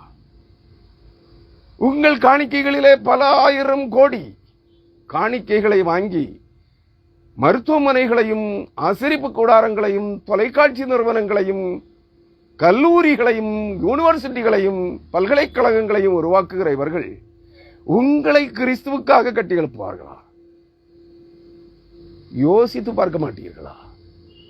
அன்பான கிறிஸ்தவர்களே, இப்படிப்பட்டவர்களை பின்பற்றுகிறவர்களை கிறிஸ்தவம், பரிசுத்த வேத வசனங்கள் ஒரு காலம் அங்கீகரிப்பதில்லை. பரிசுத்த ஆவியானவர் அங்கீகரிப்பதில்லை.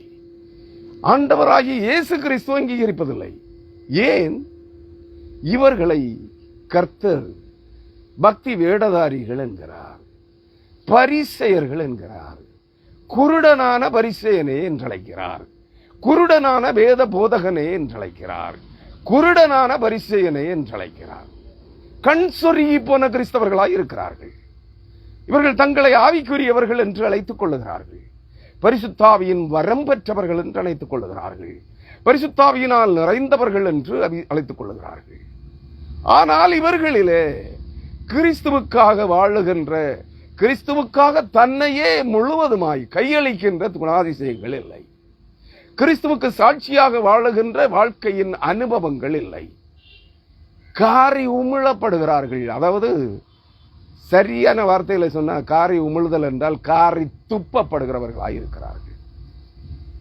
உலகம் என்று கிறிஸ்தவத்தையும், இன்றைய கிறிஸ்தவ பேராயர்களையும், போதகர்களையும், ரெவரண்டுகளையும், தீர்க்கதரிசிகளையும், அப்போஸ்தலர்களையும், கிறிஸ்தவ ஆவிக்குரிய ஊழியக்காரர்களையும் அனைவரையும் காரி துப்பிக் கொண்டிருக்கிறது.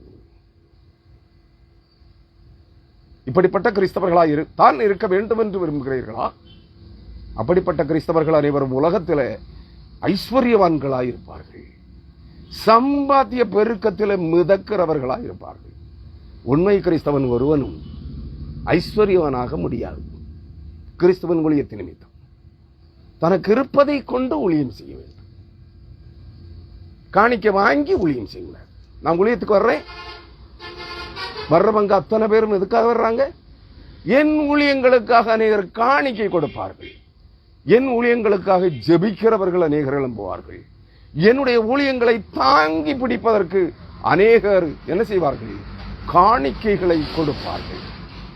அநேகரிடத்தில் நன்கொடை வாங்கி ஊழியம் செய்யலாம் என்று ஊழியத்துக்கு வர்றவன் ஒருத்தனும் கிறிஸ்துவின் பேரில் நம்பிக்கை உள்ளவர்களாய் இல்லை. கிறிஸ்துவின் பேரில் என்னை அழைத்த தேவன் உண்மை உள்ளவர். அவர் என்னை தம்முடைய ஊழியத்துக்காக அழைத்தால் நிச்சயமாக என்னை எவனிடத்திலும் கையேந்த விடமாட்டார், எவனிடத்திலும் பிச்சை எடுக்க விடமாட்டார், எவனிடத்திலும் கூலிக்கு ஜெபிக்க, காணிக்கை வாங்கி ஜெபிக்க வைக்க மாட்டார், காணிக்கைக்காக பிரசங்கிக்க வைக்க மாட்டார் என்று எண்ணுகிறவனாக இருப்பான். ஏனெனில், ஏன் சொல்லுகிறேன் என்றால், இவர்கள் தேவனால் அழைக்கப்பட்டவர்கள் அல்ல, தேவனால் அபிஷேகிக்கப்பட்டு அனுப்பப்பட்டவர்களும் அல்ல. இவர்கள் தன்னிச்சையாக தங்கள் ஆவியிலே தூண்டப்பட்டவர்களாய், மனசாட்சியிலே உந்தப்பட்டவர்களாய், தங்களை தாங்களாகவே ஊழியக்காரர்களாய் மாற்றிக்கொண்டவர்கள். தங்களை தாங்களே ஊழியக்காரர்களாயும், தங்களை தாங்களே அப்போஸ்தலர்களாகவும், தங்களை தாங்களே தீர்க்கதரிசிகளாகவும் மாற்றிக்கொண்டவர்கள். தங்களை தாங்களே ரெவரண்டுகளாகவும் தங்களை தாங்களே பேராயர்களாகவும் நிலைநிறுத்திக் கொண்டவர்கள், ஏற்படுத்திக் கொண்டவர்கள். இவர்களால் உங்களையும் ரட்சிக்க முடியாது. உங்கள் ஆத்துமாக்களையும் நித்திய ஜீவனுக்கென்று தகுதியாக்கி கர்த்தருடைய கரத்திலே ஒப்படைக்க முடியாது. தங்கள் ஆத்துமாக்களையும் நித்திய ஜீவனுக்கென்று ஆயத்தப்படுத்த முடியாது. பவுல் சொல்லுகிறபடி பட்சிக்கிற அக்கினியானது அந்த நாளிலே அவர்களை சோதிக்கும். அக்கினிக்கு நிற்கத்தக்கவனாக இருந்தால், உன் ஆத்துமா ரட்சிப்பை பெற்றிருந்தால் நீ ரட்சிக்கப்படுவாய், இல்லை என்றால் சாம்பலாக்கப்படுவாய். 1 கொரிந்தியர் 4 அதிகாரம் பவுல் சொல்லுகிறார். பரிசுத்த ஆவியானவர் சொல்லுகிறார். பவுல் அல்ல, பரிசுத்த ஆவியானவர். பரிசுத்த ஆவியானவரால் நடத்தப்பட்டவன் பவுல். அவன் சொல்லுகிறான். அவன் சொல்லுகிற போது அதையும் சொல்லுவான். 2 கொரிந்தியர் 7 அதிகாரத்தில் என்னிடத்திலும் பரிசுத்த ஆவி உண்டென்று நம்புகிறேன் என்று சொல்லுகிறான். என்ன எவ்வளவு தாழ்த்துறான் பாருங்க. இன்றைய தீர்க்கதரிசிகளை போலவா, இன்றைய அப்போஸ்தலர்களை போலவா, இன்றைய பேராயர்களை போலவா, இன்றைய போதகர்களை, இன்றைய ஊழியக்காரர்களை போலவா, தங்களையே பரிசுத்த ஆவியானவராய் காண்பித்துக் கொள்ளுகிற, தங்களையே கிறிஸ்துவாய் காண்பித்துக் கொள்ளுகிற இன்றைய ஊழியக்காரர்களை போலவா? இல்லை. அவன் பல்வேறு இடங்களிலே அந்த வார்த்தையை சுட்டி காட்டுவான். என்னிடத்திலும் பரிசுத்த ஆவி உண்டென்று நம்புகிறேன். 1 கொரிந்தியர் 14 அதிகாரத்திலும் சுட்டி காட்டுவான். என்னிடத்திலும் பரிசுத்த ஆவியானவர் இருக்கிறார் என்று நம்புகிறேன். ஆகையால் இதை கட்டளையாக ஏற்றுக்கொள்ளுங்கள் என்று சொல்கிறார். ஆம், அவனை நடத்தினவர் பரிசுத்த ஆவியானவர். அவனை அனுப்பினவர் கர்த்தர். அவனை கற்பித்தவர் கர்த்தர். அவனை அழைத்தவர் கர்த்தர்.